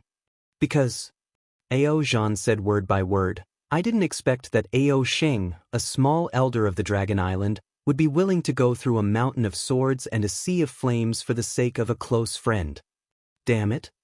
Ao Sheng's eyes were a little wet as he laughed. Isn't it just a mountain of swords? Isn't it just a sea of flames? I don't even care about them. But a hint of warmth appeared in Ao Zhan's eyes as he solemnly advised, Ao Sheng, you're a minor elder of Dragon Island. You're different from the other dragons, and you're also different from me. Let's not talk about where you are or what others say. You represent the Dragon Island. Your words and actions cannot be crossed in any way. Bullshit, bullshit. Ao Sheng was getting impatient. He waved his tail in the air and shouted, I am Ao Sheng. I have nothing to do with the Dragon Island. That's right. You're Ao Xing. Ao Zhan nodded solemnly. That's exactly what the Dragon Palace of the Four Seas is thinking. Ao Xing's death is completely different from the death of a minor elder. Who dares? Ao Xing was about to roar again, but before he could finish, Ao Zhan roared and the dragon chi around him surged. Thick dragon marks appeared on the black dragon armor. Once the dragon marks appeared, not only did the seawater below Ao Zhan soar into the sky, countless water-based chi of heaven and earth turned into crystals and fell into the dragon marks. Even the other chi of heaven and earth within a few miles turned into a gust of wind and rushed towards him. How dare you? The dragon generals protecting Ao Xing were shocked. They hurriedly moved and tried to block in front of Ao Xing. However, when Ao Xing roared earlier, he was already much closer to Ao Zhan. Now that Ao Zhan suddenly exerted force, the black light turned into several dragon phantoms and pounced on Ao Xing from all directions. The dragon generals couldn't tell what was real and what was fake, so they didn't dare to move forward.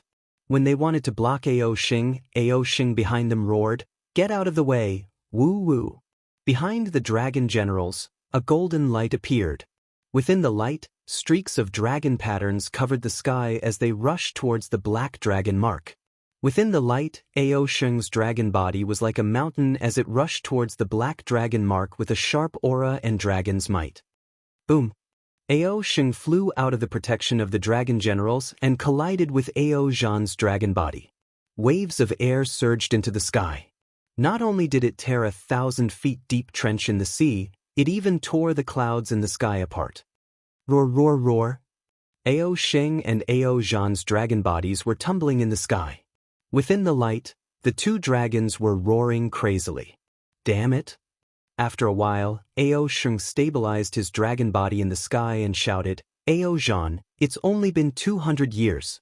How did your strength increase so quickly?" Hee hee. Ao Zhan looked a little worse than Ao Xing, but the excitement on his face was obvious. You're under the protection of Dragon Island. How would you know our pain? Although the forbidden areas of Dragon Island can be used for training, compared to a real life and death battle, it's still not enough. Ao Xing, I just want to tell you that this trip to the Thousand Demons Sacred Realm is not a smooth journey. You can get whatever you want on the Dragon Island, but outside of the Dragon Island, if you represent the Dragon Island, no human or monster would dare to give you any slight treatment.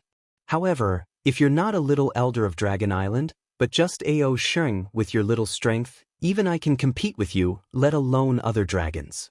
You will easily become the target of other dragons. In particular, Bai Qingyu was able to suppress Xiao Hua. That Demon King's strength is far beyond ours. Therefore, I feel that there's no need for you to get involved in the trip to Bai Qingyu. Just let me go. Chapter 43-42. Ao Xing, of course, understood Ao Zhan's painstaking efforts. He coiled his dragon body in midair and looked at the turbulent sky. In the distant sky, a patch of darkness had already blocked out the bright sunlight, and the darkness was rapidly spreading to the entire sky. Perhaps it would not be long before a violent storm arrived. Ao Xing retracted his gaze from the dark clouds and looked at Ao Zhan. Similarly, he answered word by word, "Xiao Hua is my best friend. He is being suppressed by Bai Qingyu. If I don't go, how can I still stand in this world? Since you said that the training on the Dragon Island is just a small storm, then this daddy wants to see what kind of storm the Thousand Demons Sacred Realm will be like." Don't worry. Ao Zhan raised his dragon head and laughed. Even if there is a storm, I will stand in front of you. Let's go. Ao Xing shouted before Ao Zhan could finish his sentence. Then, demonic clouds surged around Ao Xing's body and his dragon body flew high into the sky in the direction of the Thousand Demons Sacred Realm. Ha! Ao Zhan laughed in the sky when he saw the dozen or so dragon generals chasing after Ao Xing. He urged his dragon body to fly away. The Thousand Demons Sacred Realm in the distance was like the back of a giant beast on the surface of the sea. Although he couldn't see its true appearance, Ao Zhan knew that what awaited him was a bloody storm that he had never seen before. In the Thousand Demons Sacred Realm, At the Yizhao Ridge, Xiaohua proudly followed Shui Mingzi and Ao Zhantian into the distance. After a long time, the Eagle Bat Mountain Lord flew out from a distant hill with a few eagle bats. The Eagle Bat Mountain Lord was not used to the intense sunlight, but he still flew high into the sky and looked in the direction Xiaohua left in. Only then did he speak. Fourth Mountain Patrol Envoy, how many boy did my Yizhao Ridge lose in last night's battle? Reporting to Mountain Lord, 43 boy. The same Mountain Patrol Envoy from last night hurriedly replied. How dare they injure so many boy of mine? The Eagle Bat Mountain Lord cursed fiercely. Those damned human cultivators. If it weren't for the ancient Bell Mountain, this daddy would have killed them all. Hee, Mountain Lord, the loss of my Illumination Ridge is nothing. You haven't seen the moth-gathering beasts yet. After being tormented by those human cultivators and that disgusting python, not only did they fail to mate normally, most of them died. I'm afraid it will take them a year and a half to recover. What does the life and death of the moth-gathering beast have to do with me? Eagle Bat Mountain Master glared at Eagle Bat and scolded, this daddy is feeling heartache for those 43 boy. They died for nothing. Actually, the fourth Mountain Patrol Envoy spoke up again, Mountain Lord, you have to think about how to explain this to the ancient Bell Mountain. After all, we didn't follow the instructions of that human. When the Eagle Bat Mountain Master heard that, he subconsciously flapped his wings and roared, what else is there to explain? It's not that I don't want to give that human a chance to defeat me. It was just that last night was too strange. Not only were they about to encounter a gathering of moths to mate, but a python appeared at the end. I haven't even feigned defeat, and that python dragon has already defeated me. That python dragon is a true demon of the thousand demons' sacred realm. How can we eagle bats compare to it? Yes, that's true. The fourth Mountain Patrol Envoy replied with a smile, but we didn't follow the plan and let that human save all the other humans. I'm sure it will affect the arrangements of the ancient Bell Mountain. If the ancient Bell Mountain sends a demon general over, the Mountain Lord will have to explain properly. Don't cause a misunderstanding with the ancient Bell Mountain. Damn it, these humans are so troublesome. Eagle Bat Mountain Master said impatiently, I don't know what the ancient Bell Mountain is planning. What are they playing at? With that, Eagle Bat Mountain Master flapped his wings and descended the hill. He ordered, you and the others, continue to check the surroundings. There have been many humans coming from the North Sea recently. Who knows what kind of trouble there might be? Yes. The eagles and bats responded and flew to different places. The fourth Mountain Patrol Envoy flew in the air for a while and understood the situation of the nearby mountain range. Then, he turned his head and listened for a long time. Then, he turned around and flew into the forest of giant trees. He carefully concealed himself and headed towards the mountain range in the distance. After flying for the time it took to finish a meal, the fourth Mountain Patrol Envoy finally arrived at the side of the mountain range. He saw that the eagle bat didn't approach the mountain range. Instead, it landed on a protruding mountain rock and raised its head to cough at the surroundings. The sound waves naturally caused some ripples, causing many giant trees and rocks to shatter. After waiting for the time it took to brew a cup of tea and seeing that there was no abnormal movement, the eagle bat landed in the valley in the distance. In the valley, there was a shallow pool with rippling water. Halfway up the mountain, there was a small waterfall. The sound of flowing water wasn't particularly loud. The eagle bat flew over the pool and arrived in front of the waterfall. It coughed a few times and the water of the waterfall was immediately lifted, revealing a rather large cave inside. The eagle bat rushed into the water without hesitation and landed in the cave. At that moment, the cave flickered with the light of a restriction. It was triggered by the eagle bat's sound waves. The eagle bat retracted its wings and didn't go deeper into the cave. Instead, it stood there and called out, "Is fellow Immortal here?" Gurgle. A sound like a gushing fountain came from the cave. Then, a tricolored brilliance surged out like water. A human cultivator in Daoist robes stood above the brilliance. The human cultivator's hair and beard were all white, and his face was thin. His eyes were slightly closed, and his palms outside of his Daoist robe were unusually fair. Even though he was very thin, the veins on his skin were clearly visible, like the veins of jade. Looking at the appearance of this human cultivator, wasn't it Master Fantion who was taken away by the Grand Mist ancestor in the Western Paradise? Master Fantion flew to a place not far away from the eagle bat. He suddenly opened his eyes, and a wave-like splendor appeared in his eyes. The splendor fell on the eagle bat, circled a little, and then swept out of the cave again. Hee, fellow immortal, don't worry. The eagle bat seemed to have sensed Master Fantion's eye-clearing technique and smiled faintly. Within a radius of 3,000 miles of this Yizhao Ridge, it's the world of the eagle bat. There's absolutely no other demon race that dares to follow behind me. After Venerable Master Fantion took a look, the clear light in his eyes slowly disappeared, revealing his clear black and white eyes. However, there was obviously a kind of contempt in his eyes. He nodded and asked casually, "Last night, there were continuous roars in the vicinity of Illumination Ridge. Was there any unusual movement?" Of course there was. Otherwise, why would I be in front of fellow immortal? The eagle bat smiled and replied faintly. "Are they Dao sect disciples from Blackwind Ridge?" Master Fantion raised an eyebrow and asked, "How many of them came? Did they pass by Yizhao Ridge?" The eagle bat hesitated for a moment before replying, "Fellow immortal's question really makes it difficult for me. The unusual movement last night is related to Bai Qingyu. I don't dare to speak carelessly outside." Master Fantion's eyes lit up when he heard the eagle bat mention Bai Qingyu. He raised his hand and took out a small Qinkuan pouch and handed it to the eagle bat. "Fellow immortal, this is a pill refined by my ancestor. It's very useful for demon race in the Thousand Demons sacred realm, especially a few marrow-cleansing pills. Ordinary demon race light-gathering realm cultivators will have unexpected effects if they take them." The eagle bat didn't refuse and took the pouch. "Thank you, fellow immortal." After putting away the pouch, the eagle bat said, "I really don't know how you humans are so smart. The pills you refined are truly miraculous. I've already tried the pills fellow immortal gave me before. The effects are completely consistent with what fellow immortal said." Master Fantion replied, "Our Dao sect's secret techniques have a long history and can be traced back to ancient times.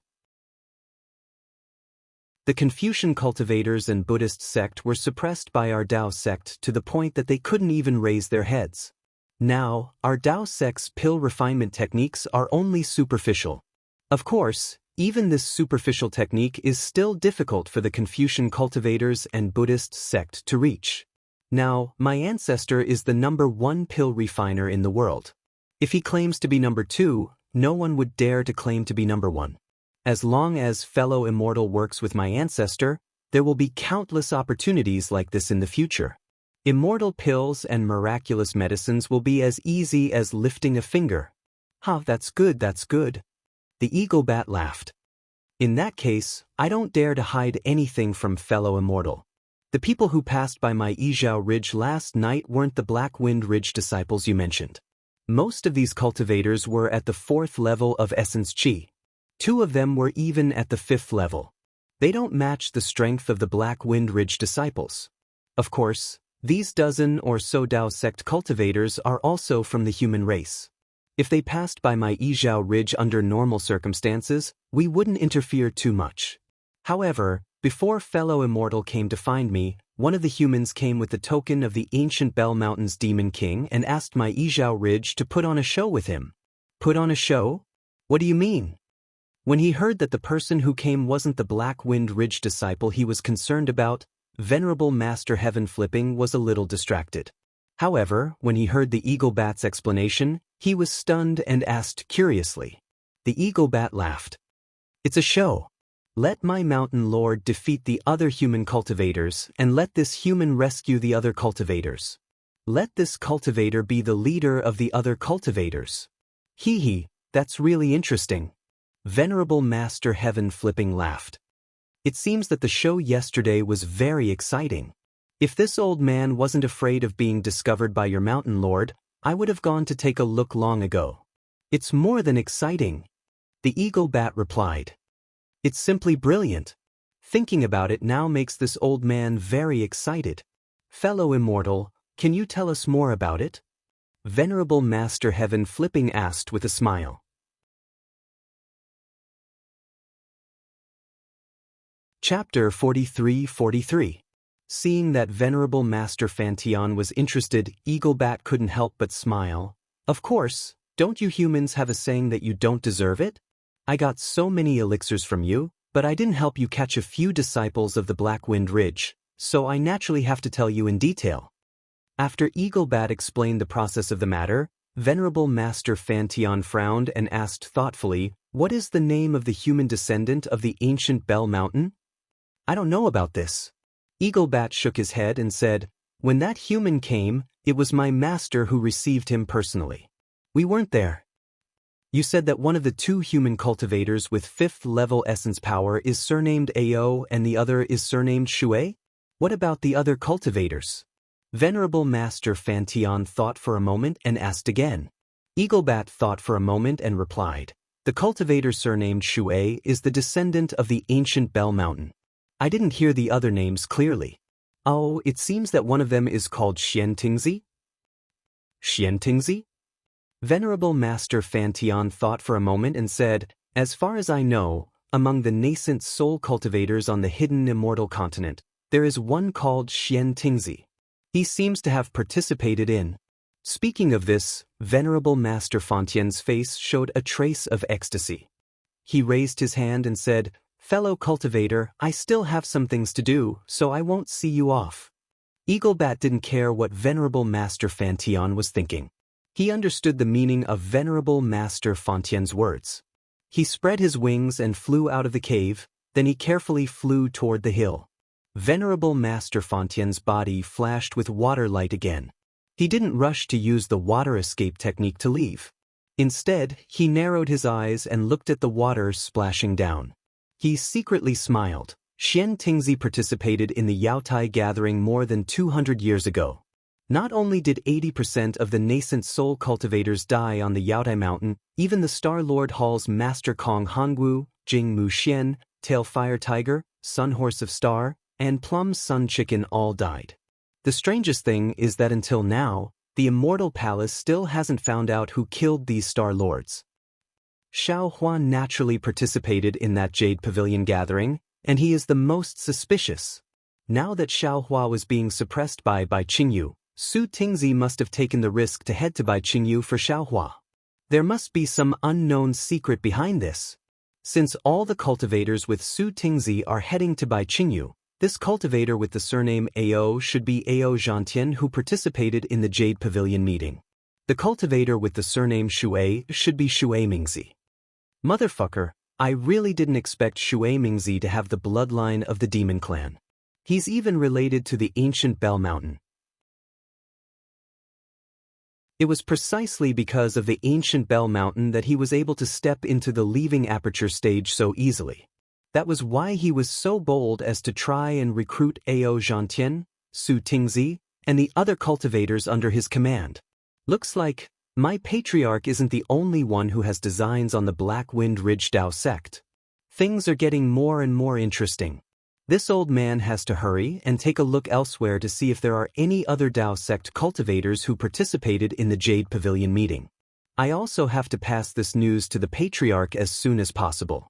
This puny Xiaohua, I'm afraid he doesn't just control the Black Wind Ridge Dao sect. He also has some other powers that the patriarch doesn't know about. Esteemed Master Fantien's figure swayed in midair as several splashes appeared. Just as he was about to disappear, he seemed to have thought of something and his figure froze in midair. He waved his hand and a jade slip appeared in his hand. He pressed the jade slip against his forehead.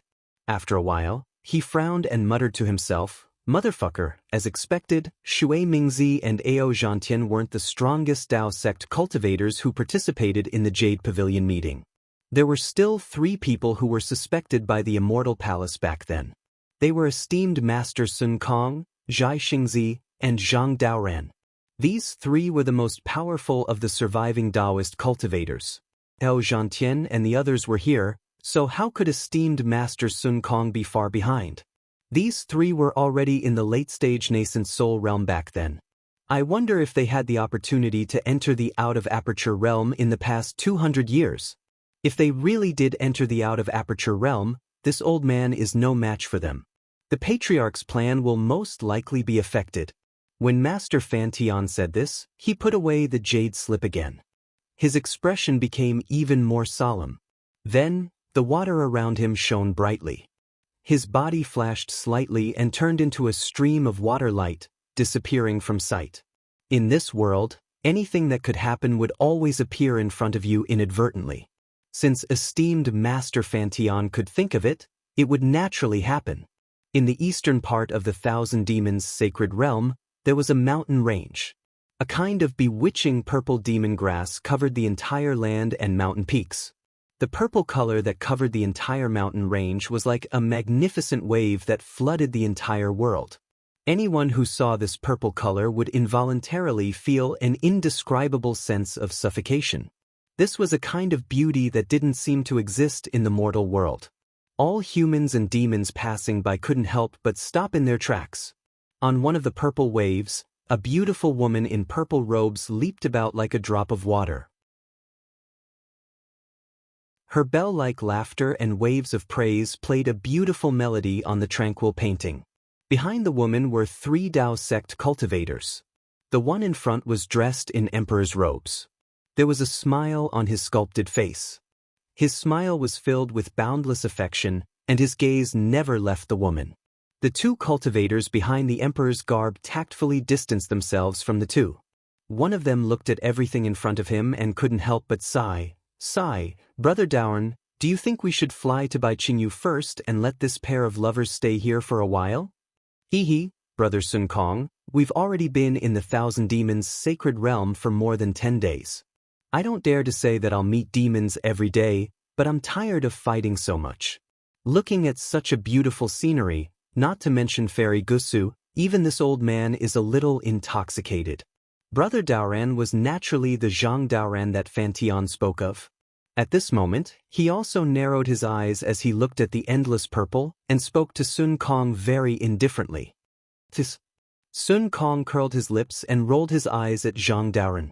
Zhai Xingzi and Gusu Qiudi are together and living a carefree life. Why are you pretending to be cultured behind them? There are so many beautiful sceneries in the Thousand Demons' sacred realm.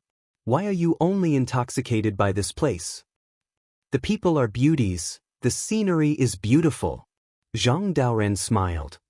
Isn't it a great joy for us to be able to accompany fellow Daoist Zhai Xingzi to see such beautiful sceneries? Who's speaking ill of others behind their backs? The emperor-robed cultivator in front was naturally Zhai Xingzi. He turned his head slightly and asked the two with a smile. Who's speaking ill of you behind your back? Sun Kong jumped up. I didn't plan on hiding it from you, Zhai Xingzi laughed. He pointed at Sun Kong and said, aren't you behind my back? At this moment, there was a loud rumble on a hill about 1,000 feet away from Gusu Qiudi. Dozens of pillars of Aran Qi suddenly appeared. Within the pillars of Aran Qi, chains of inscriptions that flashed with brilliance lunged at Gusu Qiudi like venomous snakes. Every single inscription on the chains of inscriptions produced a vortex of Aran Qi. The dozens of chains of inscriptions separated Gusu Qiudi and Zhai Xingzi, sealing the space within 1,000 feet. The vast aura whirlpool-like vast aura crazily intertwined in the space and bound Gusu Qiudi's graceful body. In just a short moment, the originally calm and beautiful purple ocean was stirred up by a storm. Under the inscription chains, countless demonic grasses soared into the sky. The small and weak demonic grasses were crushed by the Aoran energy pillar, turning into purple juice that sprinkled all over the sky. Under the sunlight, this purple color was just like Gusu Qiudi's horror. It was truly heartbreaking. Zhai Xingzi's heart was naturally broken.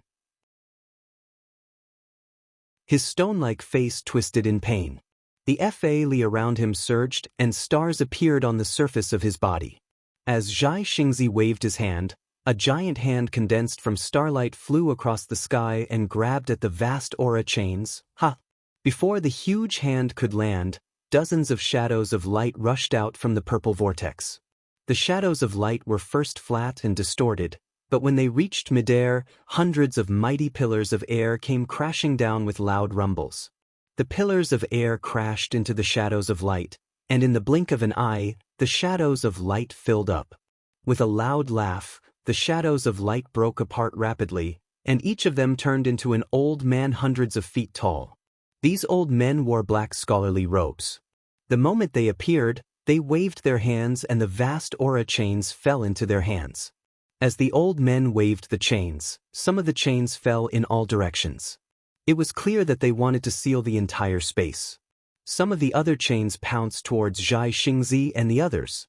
Just as Zhai Xingzi's giant hand was about to grab the inscription chain, the chains suddenly expanded.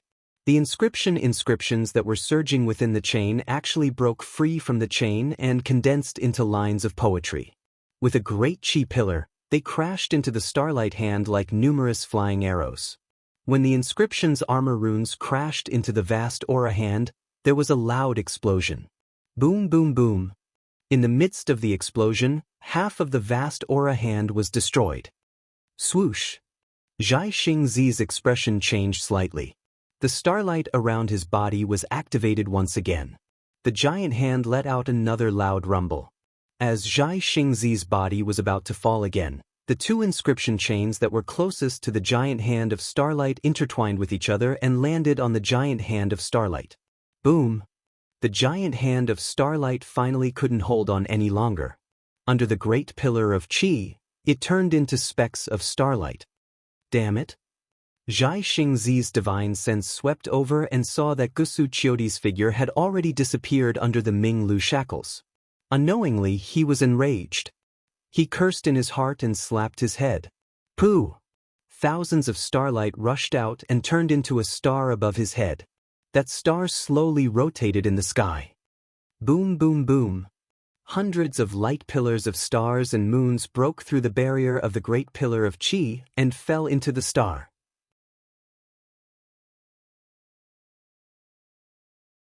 Chapter 43-44. Not good. The two old Confucian cultivators who were facing Zhai Xingzi were shocked when they saw the starlight. Although they knew that Zhai Xingzi could use the power of the stars and moon in the Thousand Demons' sacred realm, which was especially favored by the power of the stars and moon, it wasn't easy to deal with. The two of them had taken the initiative by sneak attacking Zhai Xingzi and sealed the space around him, but they still underestimated Zhai Xingzi's strength. They didn't expect Zhai Xingzi to break through their joint attack. Buzz buzz. The stars above Zhai Xingzi's head expanded wildly. When the power of the stars and moon entered Zhai Xingzi's body, his body also let out a roar and expanded rapidly. Kill. The two old Confucian cultivators looked at each other, and killing intent suddenly appeared in their eyes. They each opened their mouths, and two streams of sword light with green light shot towards Zhai Xingzi's chest and back respectively. Boom! The two sword waves were extremely sharp.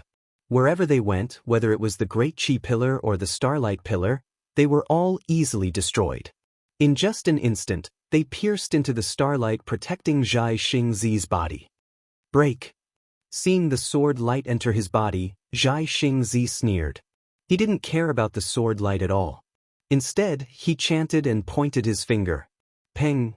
The spinning stars in the sky suddenly exploded, and an almost oval black hole appeared in the middle of the stars.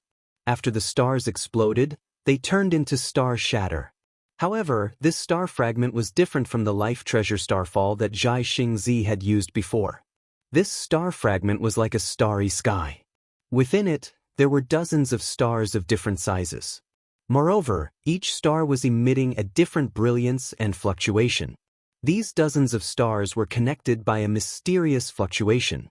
It was likely that other than Zhai Xingzi, no one else would be able to sense these fluctuations.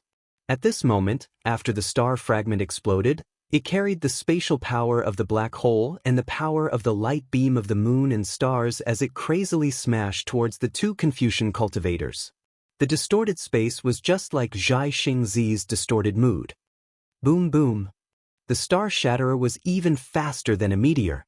In the time it took for a spark to fly off a piece of flint, It had already smashed into the two secondary bodies of the Confucian cultivators.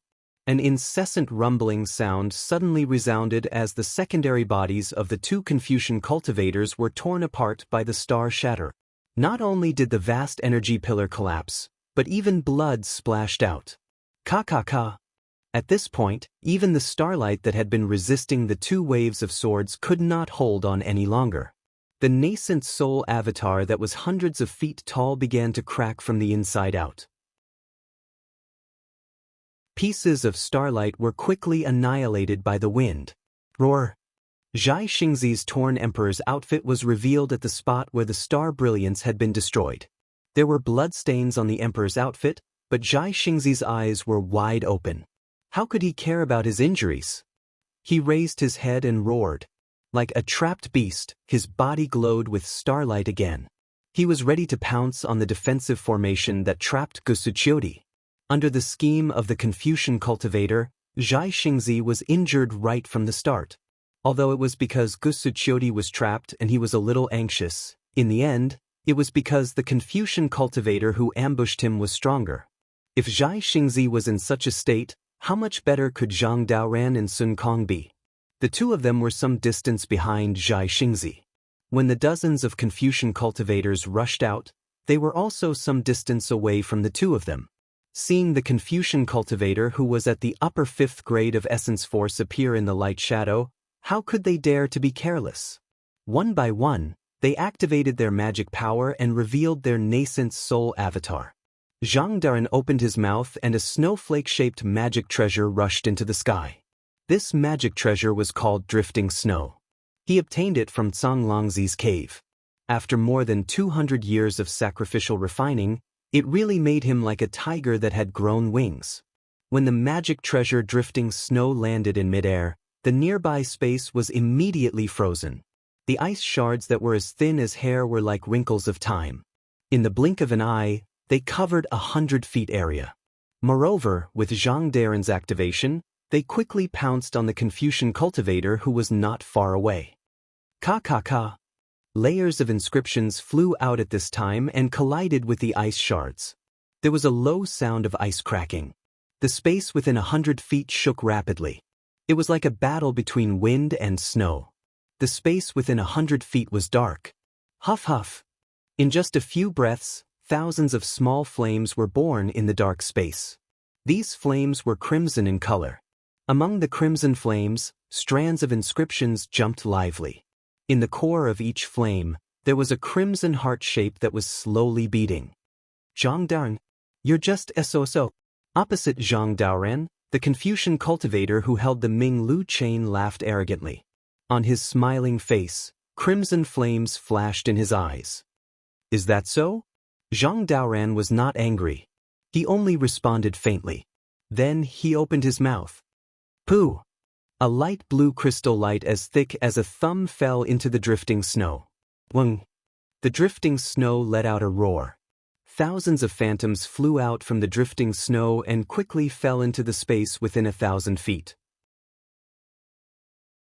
The heaven-earth origin energy within a dozen miles also turned into a hurricane and fell into the thousands of phantoms. Swish, swish, swish. The space within 1,000 feet emitted the sound of wind. Layers of light appeared out of thin air. Within the light, pieces of jade-like ice crystals condensed from the void. Under the cover of the ice crystals, not only was the Ming Lu chain frozen, even the crimson flames were frozen into ice flowers, unable to move. Even the brows of the old man in scholarly robes were quickly covered in a layer of frost. Not good.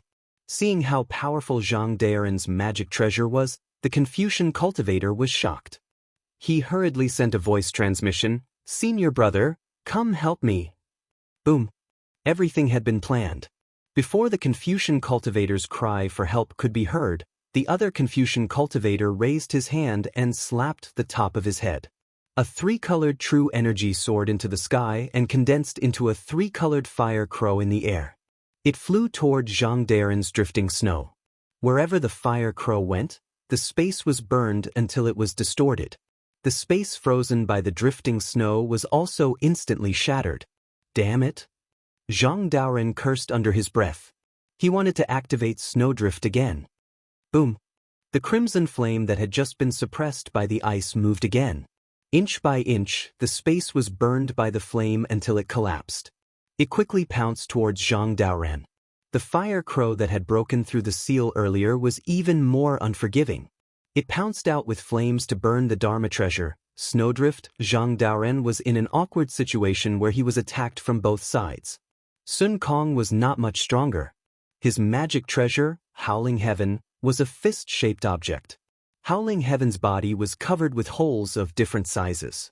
Under the stimulation of magic power, not only did each hole emit a strange sound, but it could also produce wind blades comparable to flying swords. Where the wind blades landed, they cut the Ming Lu chain that was attacking Sun Kong into pieces. The strange sound had a soul-stirring effect. The two Confucian cultivators besieging Sun Kong used a secret technique, but the sounds still penetrated their protective true energy and entered their bodies. Fall. At this time, the two old Confucian cultivators besieging Sun Kong looked at each other and chanted incantations at the same time. They opened their mouths and two shining tokens flew into the air. The tokens were black and yellow in color. As soon as they fell into the air, they immediately produced many inscriptions. The inscriptions roared and an aura filled with the will of heaven and earth came out of the inscriptions and quickly shrouded the space around them. The inscriptions intertwined like tentacles, and the two talismans fell from the sky like mountains, as if they were going to suppress venerable Master Sun Kong. The Xianhuang token. Master Sun Kong was originally a bit puzzled, but when he saw the two talismans with the will of heaven and earth seal the space around him, the true essence around him showed signs of condensing under this will. He suddenly realized something and cried out in shock. "Why are you all here?" Sun Kong and the other three had been in the Thousand Demons' sacred realm. Like Shui Mingzi and Ao Zhantian, they were often attacked by demons. Although they had done enough homework to deal with demons and beasts, they had never thought that they would be attacked by Confucian cultivators in the Thousand Demons' sacred realm, let alone that they were masters of the Xianhuang token. When the two old men saw that Sun Kong recognized the Xianhuang token, they laughed proudly and shouted, "How dare you! You actually cultivated to the 5th level of origin energy without permission from the Immortal Palace. Since you have violated the rules of the Immortal Palace, you will naturally be punished. Now that you are listed on the Xian ranking, not to mention the Thousand Demons' sacred realm, even if you run to the ends of the earth, i.e., the Xianhuang token, will take your heads in accordance with the immortal law." Damn it. Exalted Sun Kong roared furiously. At this moment, how could he not understand that the dark yellow token had surely obtained the news that Xiaohua had been suppressed, and that was why it had intercepted and killed them on the way to Bai Qingyu?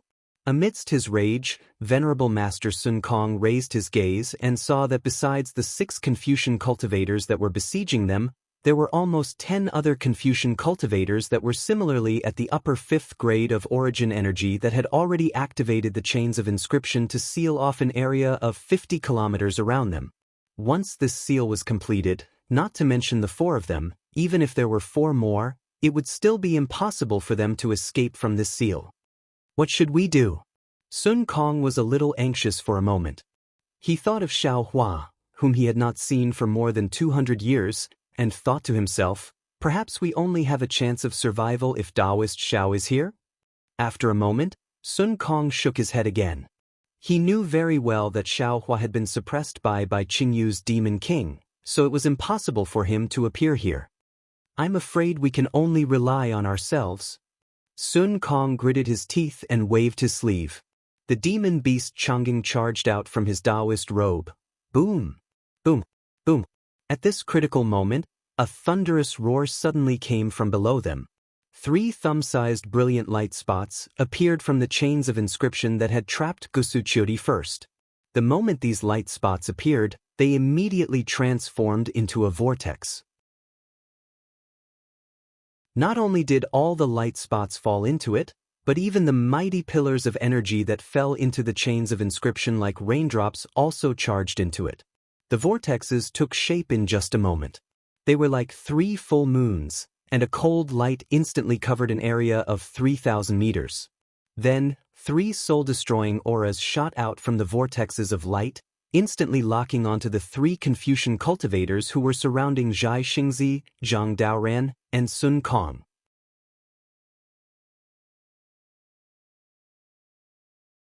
Chapter 43-45. Shoot the moonbow? The 3 Confucian cultivators turned pale with fright. Although they didn't know what this aura was, that cold brilliance had already frozen their blood. They didn't dare to be careless and hurriedly activated their subbodies.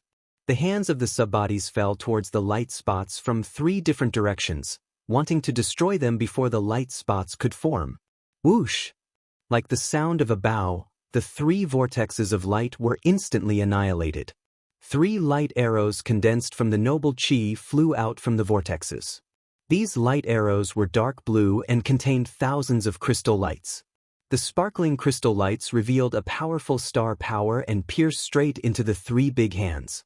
Wherever the light arrows passed, whether it was the Ming Lu chains or the noble chi pillars, they were all torn apart.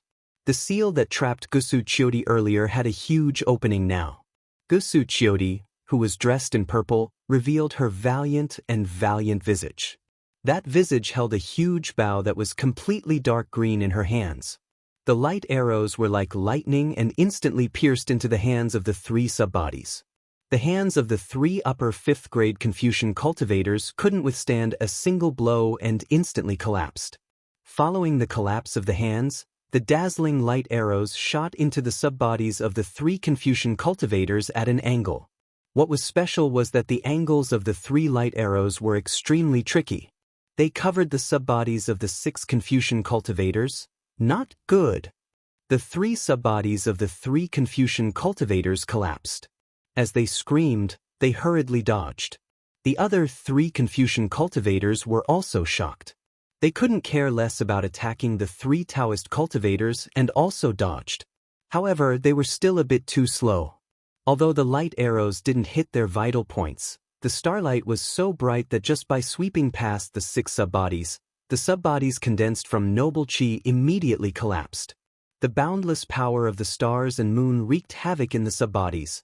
When they had just dodged Gusu Qiudi, who was sealed by the Ming Lu chains, turned into a ray of light and flew out. When she pulled Zhai Xingzi's hands, Zhai Xingzi shouted, "Let's go!" The 2 of them followed the 3 light arrows to the left and right as they charged toward the defensive formation that had yet to be completely sealed. Seeing the 2 of them move, Zhang Daoran and Sun Kong naturally did not hesitate. The 2 of them also roared. One of them urged drifting snow, while the other urged howling sky. They brought Chang'eng and teleported behind the light arrow. Gusu Qiudi's counterattack was too sudden. The dozens of Xianhuang token cultivators who were trying to kill the 4 of them did not expect it at all. It was not until the 3 light arrows landed and tore apart the defense formation that these Xianhuang token cultivators came to their senses and hurriedly surrounded them. However, they were still too late. When the light arrow was destroyed, Zhai Xingzi and the others also disappeared outside the defensive formation. When they chased out of the defensive formation, they could only see the backs of the 4 people flying away in the purple sky. The Xianhuang token cultivator who was flying at the front snorted coldly as he watched the 4 of them fly further and further away. He sneered, "I didn't expect the little girl from the Gusu family to have the shoot the moon bow. This really caught me off guard. I was lucky to have let them escape today, but it won't be easy to ambush them in the future." "My lord." The Xianhuang token cultivator who was injured by the shoot the moon bow slowly flew over. His face was filled with lingering fear as he whispered, "The shoot the moon bow is an ancient Taoist magic treasure. It's extremely powerful. Gusu Qiuran is only at the lower middle of the 5th level of origin energy, but she almost killed the 6 of us with it.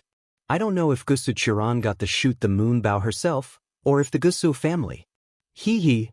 The Xianhuang token cultivator at the front sneered and replied, "The Gusu family head is not strict with her subordinates. Her son actually colluded with the Taoist rebels.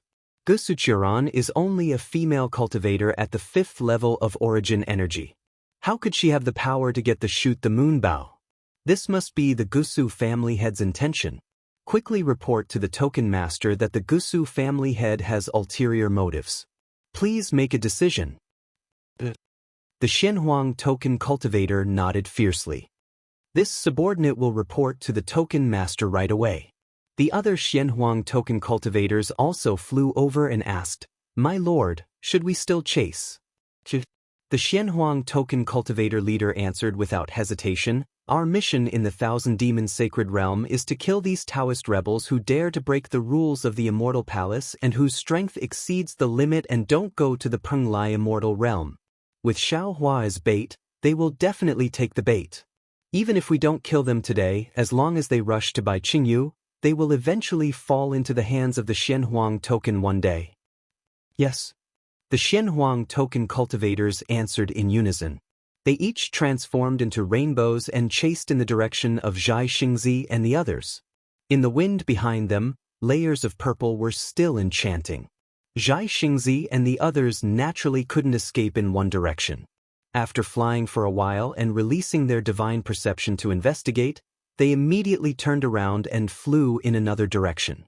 After another hour, Zhai Xingzi felt that the soft blade in his hand was extremely cold. He hurriedly looked around and landed in a forest of giant trees. Sun Kong Shangren and Zhang Daoran also landed. Before they could stabilize themselves, Zhang Daoran took out a formation map from his chest. As he rubbed his hands together, several rays of crystal light fell into the formation map. That formation map landed in the forest of giant trees. Thousands of thin ice strands extended out from the forest of giant trees, shooting straight into the air and enveloping an area of several kilometers. When the ice strands fell from the air, all of the ice strands disappeared. The forest of giant trees was still the same forest of giant trees, but Sun Kong Shangren and the others had disappeared. Zhai Xingzi ignored Zhang Daoran's formation. Instead, he looked worriedly at Gusuqiodi, whose body was trembling slightly and whose face was ashen. He asked worriedly, "Can you still hold on?" "I'm fine, Xingzi." As Gusuqiodi spoke, several strands of frost appeared between her brows. This frost landed on Gusuqiodi's beautiful brows, causing Zhai Xingzi's heart to ache. "Chiu, you're old." As Zhai Xingzi spoke, he lifted his hand to wipe away the frost. However, when his fingers touched the frost, an extremely cold aura immediately crashed into his fingers. A patch of starlight instantly appeared in his palm. "Shooting moon bow." Zhai Xingzi wanted to say something, but he stopped himself just as the words reached his mouth. "Zhai Xingzi." Zhang Daoran, who had finished setting up the formation, flew over. He lifted his hand and took out a fiery red pill from his chest. He passed it to Zhai Xingzi and said, "This is the scarlet flame pill that I refined. Let Judy consume it first." "All right." Zhai Xingzi received the pill. As he looked at Gusuqiodi, whose face was becoming increasingly cold, he forced a smile and said, "Chiu, open your mouth." "Yes." Gusuqiodi's eyes were a little blurry. She opened her mouth with great difficulty. When Zhai Xingzi placed the medicinal pill into Gusuqiodi's cherry mouth, a fiery red color visible to the naked eye instantly appeared on Gusuqiodi's neck and spread in all directions. In an instant, the frost that had formed between her brows began to melt. "Zhai Xingzi, let me rest for a moment." Gusuqiodi struggled to get up from Zhai Xingzi's embrace. How did she look like a level 5 Essence Energy Grandmaster? "All right." Zhai Xingzi hurriedly helped Gusuqiodi sit down. When Gusuqiodi opened her mouth, a stream of essence energy gushed out. It slowly floated in the air and landed on her forehead. Only then did Zhai Xingzi relax. He looked up at Zhang Daoran and Sun Kong not far away and flew over. I really didn't expect this." Before Zhang Daoran and Sun Kong could speak, Zhai Xingzi spoke first. The Immortal Palace actually extended their hands into the Thousand Beast Sacred Realm. Zhang Daoran looked at Sun Kong. The two seemed to have already discussed something via voice transmission. They had a tacit understanding and didn't speak. Zhai Xingzi bit his lips. He was also a little hesitant. He only said this one sentence and didn't say anything else. After 5 minutes of silence, Sun Kong looked at Gusu Chiodi in the distance and asked, "Immortal friend Gusu, how are your injuries?" Since entering the Thousand Beasts Sacred Realm, this is already the third time I've forcefully drawn the Shoot the Moon bow. Before Zhai Xingzi spoke, Zhang Daoran actually spoke. The Shoot the Moon bow is our Taoism's primordial magic treasure. Without a matching heart sutra and activation technique, forcefully drawing the bow will injure the heart meridian. Although immortal friend Gusu is a level 5 essence energy grandmaster, she cultivates the essence energy of Confucian cultivators and not the meridians of our Taoism. But I'm afraid her heart meridian has already been injured. This old man has already treated saving Xiaohua as an impossible mission. Sun Kong glanced at Zhai Xingzi, whose expression changed slightly, and sighed. But I still didn't expect that saving Xiaohua would be so complicated. Although we don't understand why Xiaohua was suppressed in by Qingyu, the general reason is that he offended the Demon King.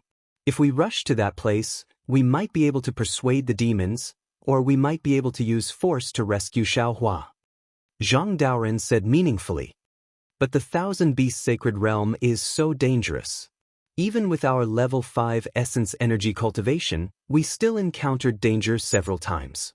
If not for immortal friend Gusu risking her life to activate the Shoot the Moon bow 3 times, I'm afraid we wouldn't have been able to reach this place. And this place is still very far from Bai Qingyu. It's not just the distance. Sun Kong continued. The situation is also complicated. Perhaps Xiaohua being suppressed by Qingyu's Demon King isn't as simple as we thought. Let's not talk about why Xiaohua was suppressed by Qingyu's Demon King. Just by looking at the Shenhuang token lying in ambush here, we can see that they're planning to eliminate us in one fell swoop. Zhai Xingzi finally spoke. Presumably, the Immortal Palace already knows about our relationship with Xiaohua. Since they couldn't find any traces of us in the hidden Immortal continent, they might as well set up an ambush in the Thousand Beasts Sacred Realm. Moreover, according to what I know, the 3 of us aren't the only ones who have an extremely good relationship with Xiaohua. Back then, there were many who received Xiaohua's favor on Yaotai Mountain. The Shenhuang token must have also sent many Shenhuang token Confucian cultivators to intercept and kill those nascent soul cultivators, right? With the Immortal Palace taking action, Sun Kong looked at Zhai Xingzi and said very seriously, "Our trip to the Thousand Beasts Sacred Realm isn't as simple as saving Xiaohua. Therefore, Daoist Zhai Xingzi, it's inconvenient for you to bring immortal friend Gusu along, right?"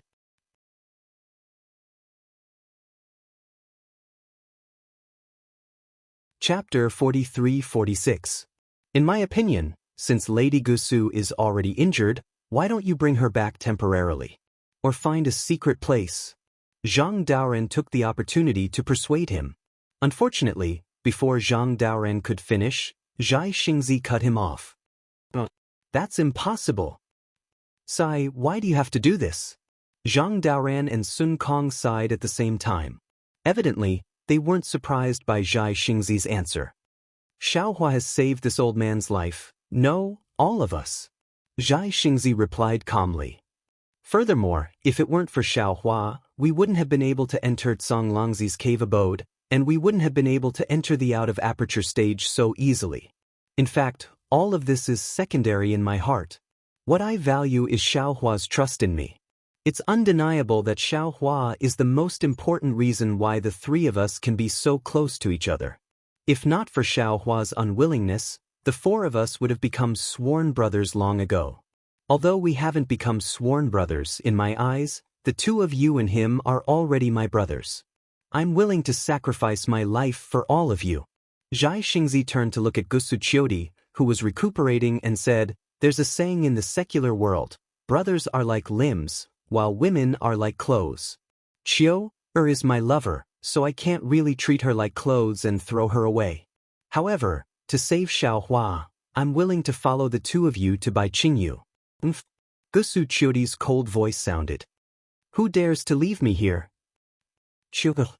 A hint of awkwardness appeared on Zhai Xingzi's face.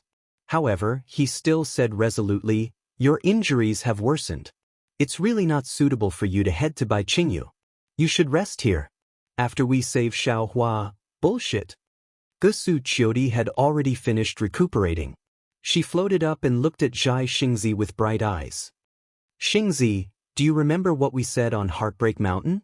Zhai Xingzi's gaze was a little distant, as if he didn't dare to look into Gusu Qiudi's eyes. You know that it's a dead end. Why did you go and leave me alone in this world? You clearly know that after you leave, you won't be able to come back. Why do you have to leave me with loneliness? How can I live without you? Gusu Qiudi said word by word. When we left Broken Heart Mountain, we promised to live and die together, never to be separated again. Have you forgotten? Xingzi, do you know why I pulled the Shoot the Moon bow without hesitation? Do you know why I'm not afraid of the backlash from the Shoot the Moon bow? Because ever since I stepped into the Thousand Demons' sacred realm with you, I never planned to return alive. Sigh. Zhai Xingzi sighed. He couldn't say anything. He reached out and hugged Gusu Qiudi. Only the warmth in his arms answered Gusu Qiudi's question. Sun Kong and Zhang Duran glanced at each other before they tactfully moved to one side. After a while, Zhai Xingzi opened his mouth and said, Qiu, it's been hard on you. Hee, there's nothing to be sad about. Gusu Qiudi smiled and said, Xiaohua can be considered our matchmaker. Back then, I wanted to be a matchmaker to return this favor. However, that little girl EXN doesn't know what's good for her. There's nothing I can do. Today, I'll return my life to this brat. At this moment, Xiaohua naturally didn't know that Gusu Qiudi and the others were going to return their lives to him. He leisurely flew behind Shui Mingzi and Ao Zhantian with an arrogant expression. Xiaohua, a python dragon with a noble bloodline, was acting very well. In his eyes, there was only Ao Zhantian, a descendant of the dragon race. Of course, there was also a trace of disdain in his eyes. This was because Ao Zhantian wasn't a descendant of the Dragon Palace of the Four Seas, nor was he a descendant of the Dragon Island. As for Shui Mingzi, Su Tingzi, and the others, this python dragon Xiaohua didn't even look at them. It was as if looking at them would lower his status. Su Tingzi and the others were also filled with disdain when Xiaohua treated them like this. What was the difference between this and those despicable humans who tried to curry favor with the powerful? Su Tingzi and the others had seen a lot of this. However, Su Tingzi and the others couldn't help but admire this arrogant python dragon. Ever since they met Xiaohua, Su Tingzi and the others didn't even need to make a move against ordinary demonic beasts. This python dragon flew in front of them and raised its head, releasing a ferocious aura. All the demonic beasts in front of them would be scared witless. Even if they met some troublesome demonic beasts, Ao Zhantian, Shui Mingzi, and the other great grandmasters of the 5th level of origin energy couldn't deal with them. This python dragon with a powerful demonic body didn't use any special abilities and only released its original form. Its huge python body covered the sky as it smashed down. Most of the demonic beasts would be smashed into pieces, and they would also be scared witless. Of course, if they really met an incomparably powerful opponent, the python dragon Xiaohua transformed into wouldn't care about the life and death of Ao Zhantian, Shui Mingzi, and the others. It would escape without a trace. However, the strange thing was that every time Ao Zhantian, Shui Mingzi, and the others were about to be killed by the demon race, there would always be a mysterious demon race that would appear out of nowhere and break the deadlock that they were about to face. Moreover, these strange demonic beasts came in all shapes and sizes. Even Shui Mingzi had never heard of many of them. What left the deepest impression on Shui Mingzi was that once when they passed by a swamp, they saw an overwhelming number of man-eating demonic beasts surrounding them. Although Ao Zhantian's magic treasure was powerful and killed many of the demonic beasts, there seemed to be an endless stream of demonic beasts in the swamp. At that time, even the most vigilant python dragon didn't manage to escape in advance. Just as everyone was about to be killed, the nemesis of the demonic beasts suddenly appeared in the swamp. It was a type of vine that Shui Mingzi had never seen before. This vine was even more powerful than a 7th-level origin energy demonic beast. Wherever it went, the demonic beasts would collapse. In just half a cup of tea's time, The entire swamp was occupied by the vines. The vines that occupied the swamp seemed to be tired and didn't pay any attention to Shui Mingzi and the others. Xiaohua transformed into a python dragon and fled first. Only then did Shui Mingzi and the others come to their senses and hurriedly escape from the danger zone. That vine was naturally the sky-soaring vine that Xiaohua released. The other demonic beasts were also released by Xiaohua from the Shenhua continent.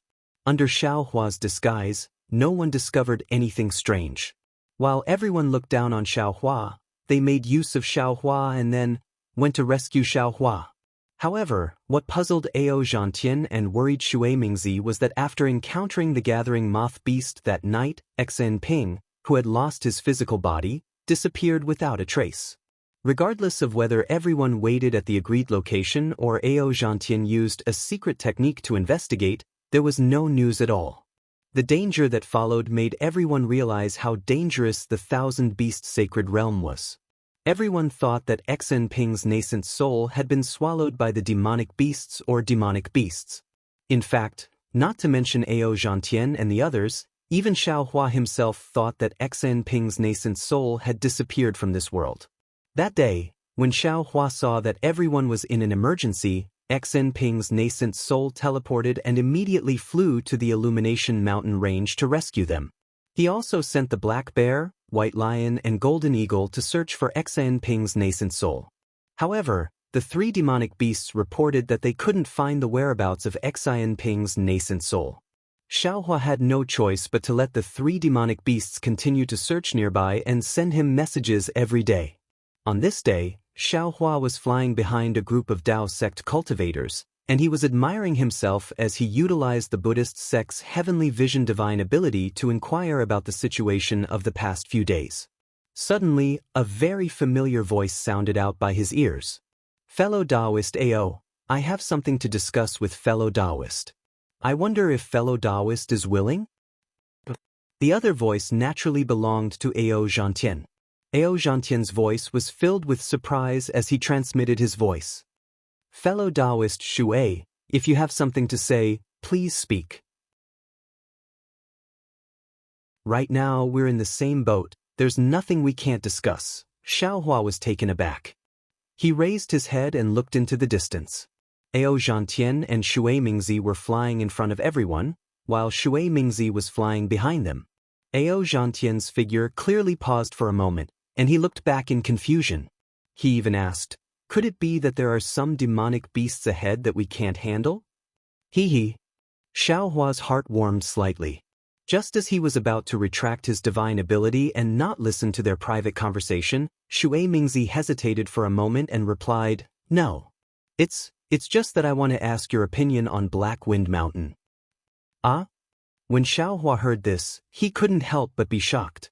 He had been vigilant before, but when he saw Ao Zhantian, Shui Mingzi, and the others risking their lives to head to Bai Qingyu to save him these days, his vigilance had already mostly dissipated. But who would have thought that one may know a person's face but not his heart? Shui Mingzi had actually never extinguished his little bit of selfishness. Xiaohua ordered the Black Bear and the others to go far away and search for Xen Ping's nascent soul. Meanwhile, he used his heavenly vision divine ability to eavesdrop on the two's voice transmission. However, he was extremely surprised when he heard Ao Zhantian's voice transmission. "Black Wind Mountain? What does fellow Daoist Shui mean? Wasn't Black Wind Mountain besieged by the Immortal Palace a long time ago?" Hee. Shui Mingzi replied, "Fellow Daoist Ao, you know very well that with Xiaohua's methods, how could he give up the huge Black Wind Mountain so easily? How could he allow the disciples of Black Wind Mountain to die under the encirclement of the Immortal Palace?" "Oh, this old man understands now. Fellow Daoist Shui is talking about Daoist Zhao's disciples." Ao Zhantian's voice became even calmer as he said indifferently, "I thought you were talking about Black Wind Mountain." Shui Mingzi didn't get angry and continued to ask, "Fellow Daoist Ao, what do you think of Xiaohua's disciples?" Ao Zhantian was puzzled again and replied, "Fellow Daoist Shui, what do you mean by this? Those disciples belong to Daoist Xiao. What do they have to do with this old man? What can this old man think of them?" Hee. Shui Mingzi chuckled and said, "Fellow Daoist AO, since we're here and have experienced life and death together, this old man will be frank with you. This old man doesn't believe that you're here purely to save Xiaohua."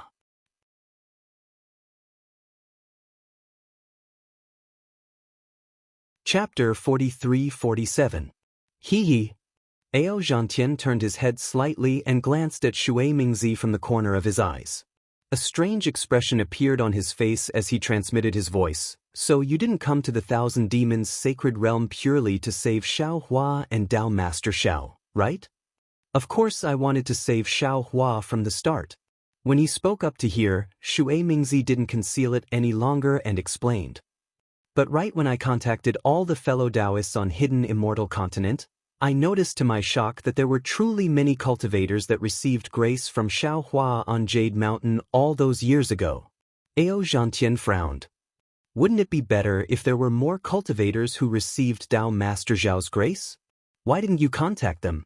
We can save Dao Master Xiao together." Shui Mingzi smiled bitterly and said, "Fellow Daoist AO, although we were saved by Xiaohua that day, we were forced by Daoist Xiao to swear a blood oath of loyalty. Xiaohua's scheme is not small. I heard about Dao Master Xiao's blood oath and went to the Bronze Pillar Nation. I don't know why, but the blood steel is still there. No Confucian cultivators dared to overturn the blood steel." Ao Zhantian said meaningfully, "If that's Dao Master Xiao's plan, I'm willing to do it even though I was forced. That day was that day. What about now? Does fellow Daoist AO still think so?" Shui Mingzi looked at Ao Zhantian and transmitted his voice with a smile. "Xiaohua is being suppressed right now. There are many Daoist cultivators on the hidden Immortal continent who received his grace. This is not a small force. Did fellow Daoist AO notice something special? Ever since the Black Wind Mountain was destroyed by the Immortal Palace, Xiaohua's disciples have never appeared on the hidden Immortal continent. Even when the news of Xiaohua being suppressed by Qingyu spread, I didn't see any movements from the disciples of the Black Wind Mountain. Don't you think it's a little strange?" Ao Zhantian smiled faintly and looked into the distance. After thinking for a while, he replied, "I understand what fellow Daoist Shui means.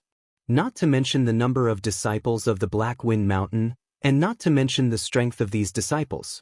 Xiaohua's trip to the Yaotai Mountain and the Daoist cultivators he won over is a force that no one can ignore. This time, fellow Daoist Shui went to Qingyu to save Daoist Master Xiao. You plan to get a share of the loot, right?" Hee. At this point, Ao Zhantian revealed the truth of the matter to Shui Mingzi. Shui Mingzi only chuckled and didn't say anything. "Then how does fellow Water Dao friend intend to get a share of the benefits from Xiaohua?" Ao Zhantian decided to get to the bottom of the matter. Shui Mingzi didn't answer. Instead, he asked, "Could it be that fellow Daoist AO doesn't think so?" Ao Zhantian didn't answer Shui Mingzi's question. Instead, he sent a telepathic message to Shui Mingzi. "There are only two ways to reap benefits. The first is to rescue Xiaohua, discuss with Xiaohua, or cooperate with him, or ask him to give up a part of his power." At this point, Ao Zhantian's eyelids twitched. He glanced at Shui Mingzi and said, "Kill Xiaohua directly. A dead Xiaohua was definitely more valuable than a living Xiaohua. Fellow Daoist can borrow Xiaohua's dying wish. Oh, or you can take Xiaohua's keepsake and take control of the Black Wind Ridge's power. That Black Wind Ridge disciple hasn't appeared for several hundred years. He must be hiding somewhere in the hidden Immortal continent. After taking control of this power, you can use this power to cooperate with the Daoist cultivators who have received Xiaohua's favor. Fellow Daoist, the benefits you'll obtain will be much greater than rescuing Xiaohua. Fellow Daoist Shui, don't you think so?" Hee. Shui Mingzi smiled and sent a telepathic message. "Fellow Daoist AO is really good at thinking. It's really a pity that you didn't write a book. If this old man had second thoughts, why would I go through so much trouble to go to Qingyu with fellow Daoist? Qingyu's Demon King is suppressing Xiaohua and will kill him sooner or later. Wouldn't it be better for this old man to act after he kills Xiaohua? So, fellow Daoist is thinking of the first option?" A faint smile appeared on Ao Zhantian's face again. That's right. Xu Mingzi nodded. This old man did have this idea. And now, this old man wants to discuss it with fellow Daoist. Huh? So you're saying that fellow Daoist is confident in rescuing Xiaohua? Ao Zhantian was a little surprised. I can't say that I'm confident, but I have some ideas. Xu Mingzi explained. When this old man was at the Black Wind Mountain, I once invited fellow Daoist. Oh, I remember now. You've told me about it before. You're on good terms with a great demon of the Thousand Demons' sacred realm. Ao Zhantian replied in realization. Indeed. Xu Mingzi nodded. To be honest, this old man is similar to fellow Daoist Ao. I also have the bloodline of the demon race. This bloodline comes from the ancient Bell Mountain of the Thousand Demons' sacred realm. This old man understands. Ao Zhantian nodded vigorously. Fellow Daoist Xue, you can use the influence of the ancient Bell Mountain's Demon King to rescue Xiaohua. Demon King? Xu Mingzi smiled bitterly and sent a telepathic message. Fellow Daoist Ao thinks too highly of me. How could I possibly have a relationship with a Demon King? I'm just on good terms with a great demon under the Demon King's command. Moreover, I don't know what the relationship between the ancient Bell Mountain and Bai Qingyu is like. I don't know if the ancient Bell Mountain can help in this matter. In particular, even if I'm on good terms with that great demon, the ancient Bell Mountain can still influence Bai Qingyu. I can't just ask the great demon to help me, right? I understand. Ao Zhantian nodded again. Fellow Daoist Xue, are you planning to use Xiaohua's power as a bargaining chip to negotiate with the great demon of the ancient Bell Mountain so that the ancient Bell Mountain can help you? That's what I'm really thinking. Xu Mingzi replied. I was just testing you. I'm ashamed. Ao Zhantian narrowed his eyes and revealed a disdainful smile. The two of them had been testing each other in such a roundabout way for so long. How could he believe that this was Xu Mingzi's original intention? He didn't hide his suspicions and sent a telepathic message. If fellow Daoist Xue is so considerate of Xiaohua, then there's no need for us to send a telepathic message, right? We just need to discuss this matter with the other fellow Daoists. Hee. Xu Mingzi smiled mysteriously again and replied, This is indeed my original intention. However, after seeing how difficult it is to enter the Thousand Demons' sacred realm and how much we've sacrificed, I had another idea. Isn't that why I'm discussing this with fellow Daoist Ao right now? Right now, you and I are both at the 5th stage of the origin energy realm and have the qualifications to take over the power behind Xiaohua. If we work together, our chances will be greater. Greater? Ao Zhantian was a little confused.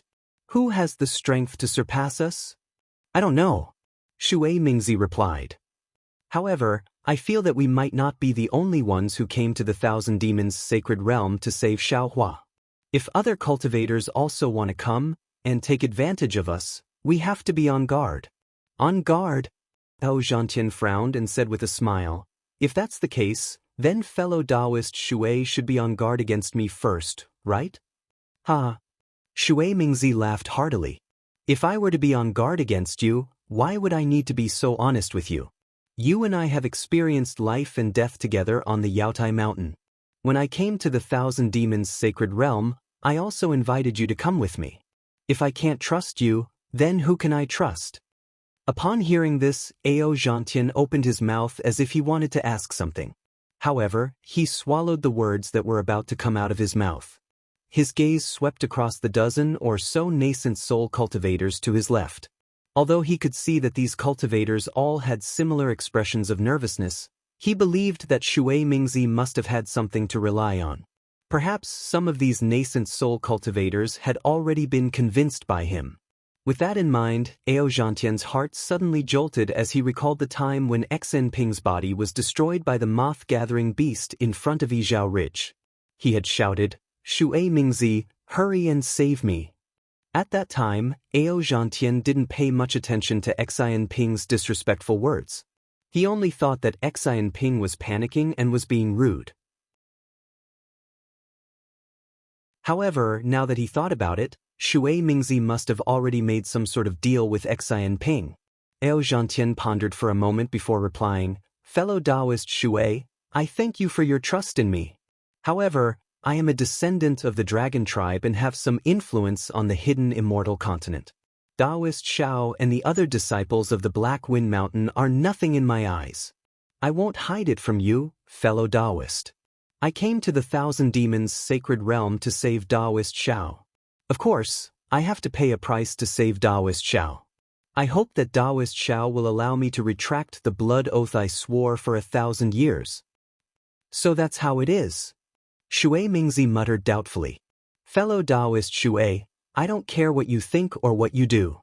However, Xiao Hua is my savior, so I don't want you to lay your hands on Xiao Hua. As for the deal between you and Xiao Hua, I'm not interested in it either." Ao Zhantian seemed to have made up his mind a long time ago as he finally spoke his mind.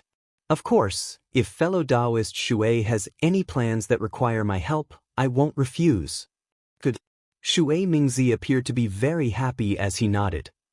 "I'm very happy that fellow Daoist Ao has such thoughts. Let's sign the contract now." "All right." Ao Zhantian agreed. "Let's sign the contract now." Shui Mingzi and Ao Zhantian had made their intentions clear. Shui Mingzi's expression was clearly relaxed while Ao Zhantian's heart was heavy. Compared to Ao Zhantian, Xiao Hua's heart was even heavier. He truly didn't expect that this group of people would all have ulterior motives. If he hadn't transformed into a python dragon, how could he have known what they were thinking?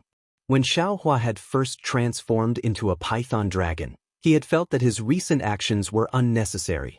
Now, however, he felt incomparably fortunate. It was the kind of joy that came from being able to see the situation clearly as a bystander. I want to see what kind of tricks you guys have up your sleeves." Xiao Hua thought coldly as he narrowed his eyes. He didn't retract his heavenly eye divine ability.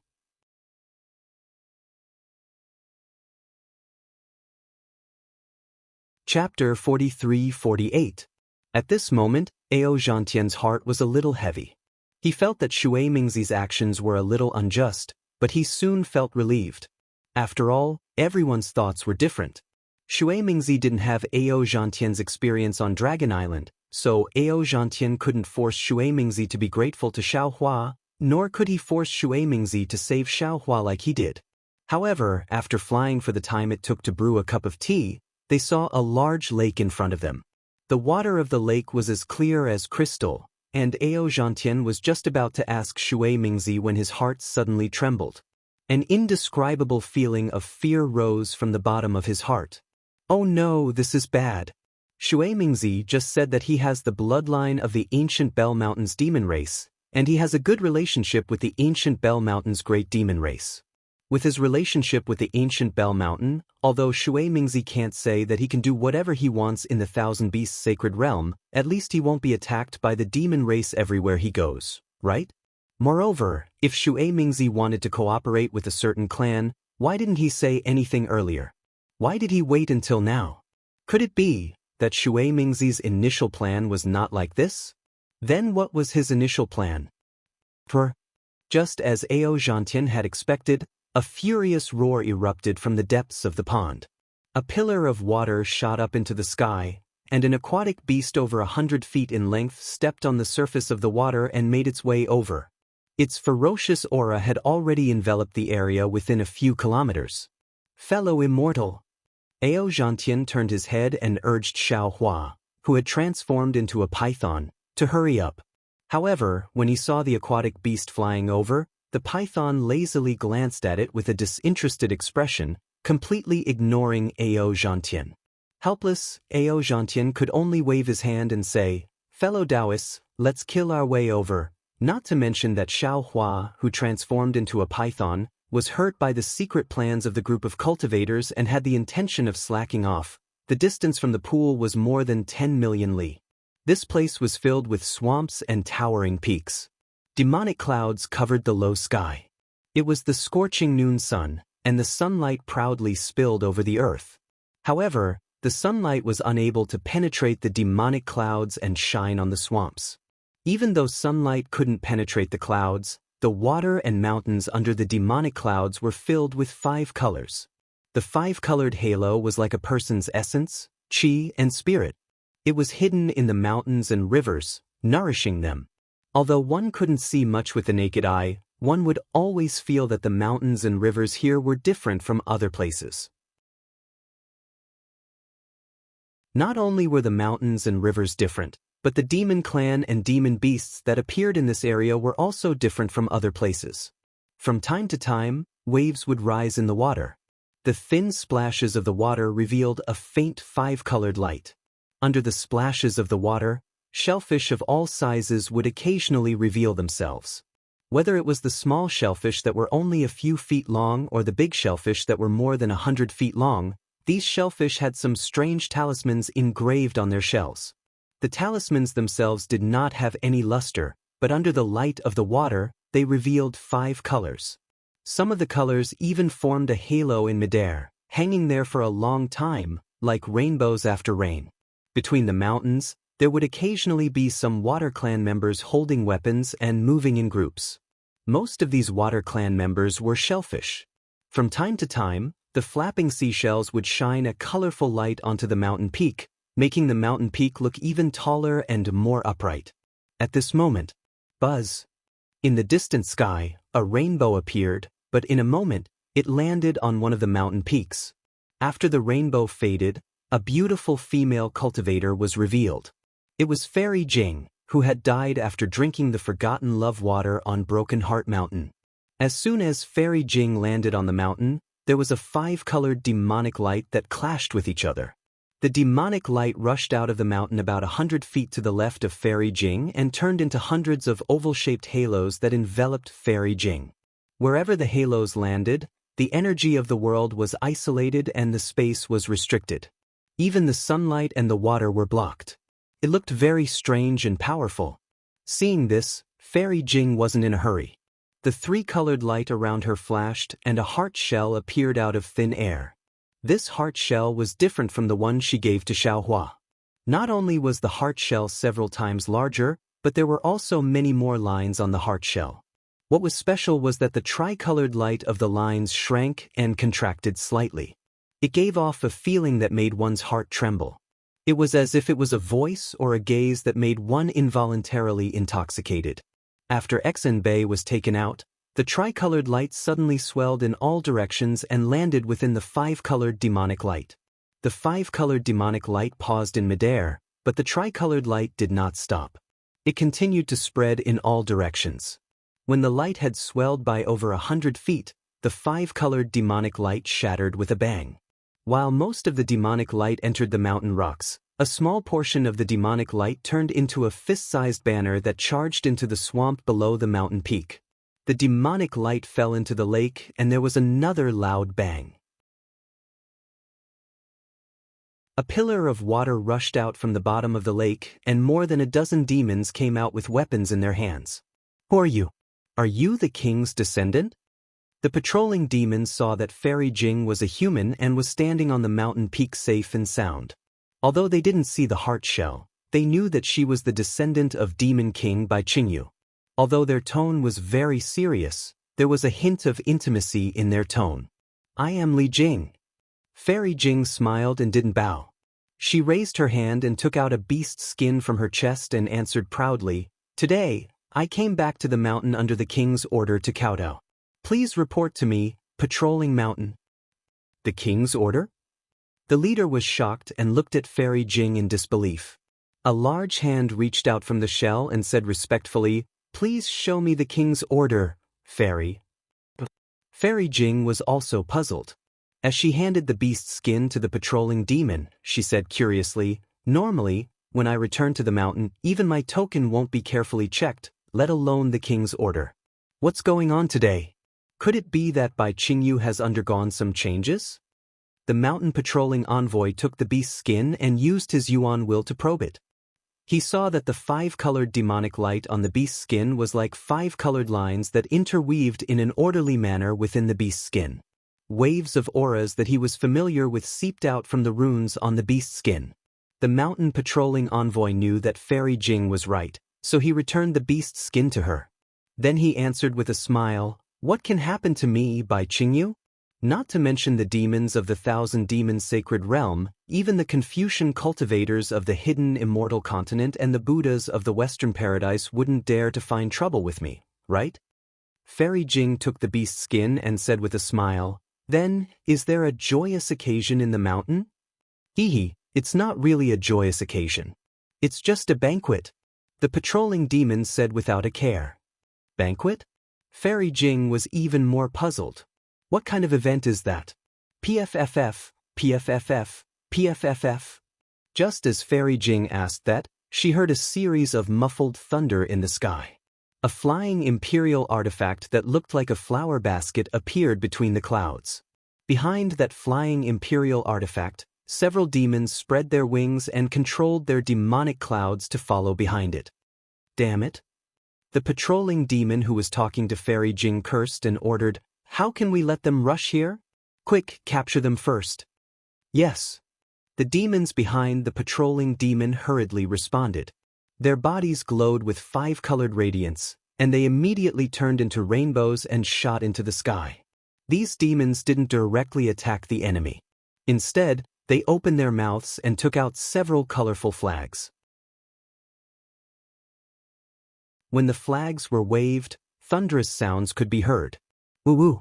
A gust of wind suddenly rose, and hundreds of demonic auras shot into the sky from the left side of the mountain. Dozens of demons at the Enlightenment Star and Moon-picking realm emerged from the demonic auras. They all laughed maliciously and charged toward the flying imperial artifact. When the flying magic tool arrived here, it seemed to be trapped by the demonic formation's forbidden array and could no longer fly. When the flower basket opened, hundreds of flowers bloomed.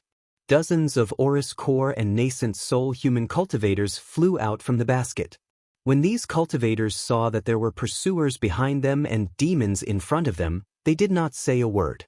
Each of them channeled their magic power, and all kinds of magic treasures fell down to attack the demons that surrounded them. The patrolling demon was originally a bit nervous, but when he saw that the magic treasures of these human cultivators had dimmed and that there were limited signs of the heaven-earth origin chi around them, he couldn't help but feel his nervousness gradually dissipate. He coldly snorted and said, "These ants actually dare to participate in the banquet." Fairy Jing was puzzled, but when she saw the humans fighting against the demons, she didn't dare to ask too much. She only focused on watching. Just as the mountain patroller had expected, the several dozens of human cultivators were no match for the demons. In the blink of an eye, apart from a few nascent soul cultivators who were wounded by the demons, the rest of the human cultivators were trapped and captured by over 100 demons using their demonic formations. When the pursuing demons spread their wings and whizzed away, the demons who had captured the human cultivators rushed into the swamp. Fairy Jing said, "Mountain Patrol Envoy, what's going on here? I don't understand." Although Bai Qingyu doesn't dare to say that this is the largest demon realm in the Thousand Demons Sacred Realm, it still covers millions of miles of territory. "If I didn't have a heart, I wouldn't have come here. These human cultivators are clearly Daoist disciples. How could they fly here? And from the looks of it, they seem to want to attack Bai Qingyu."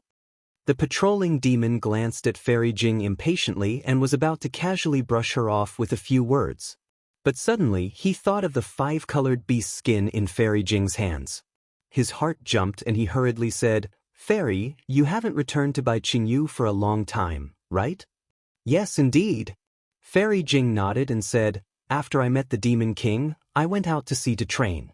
Counting now, it's probably been close to 200 years. Meeting the Demon King." Hearing Fairy Jing's words, the patrolling demon secretly stuck out his tongue, glad that he hadn't been negligent. He hurriedly nodded and said, "No wonder." Fairy Jing, you might not know, but recently I, Bai Qingyu, have had a major event. It's the banquet I mentioned to you earlier. You're tuning in to the Wang Lin's Journey YouTube channel. Don't forget to subscribe and join us on this journey to catch the most captivating stories.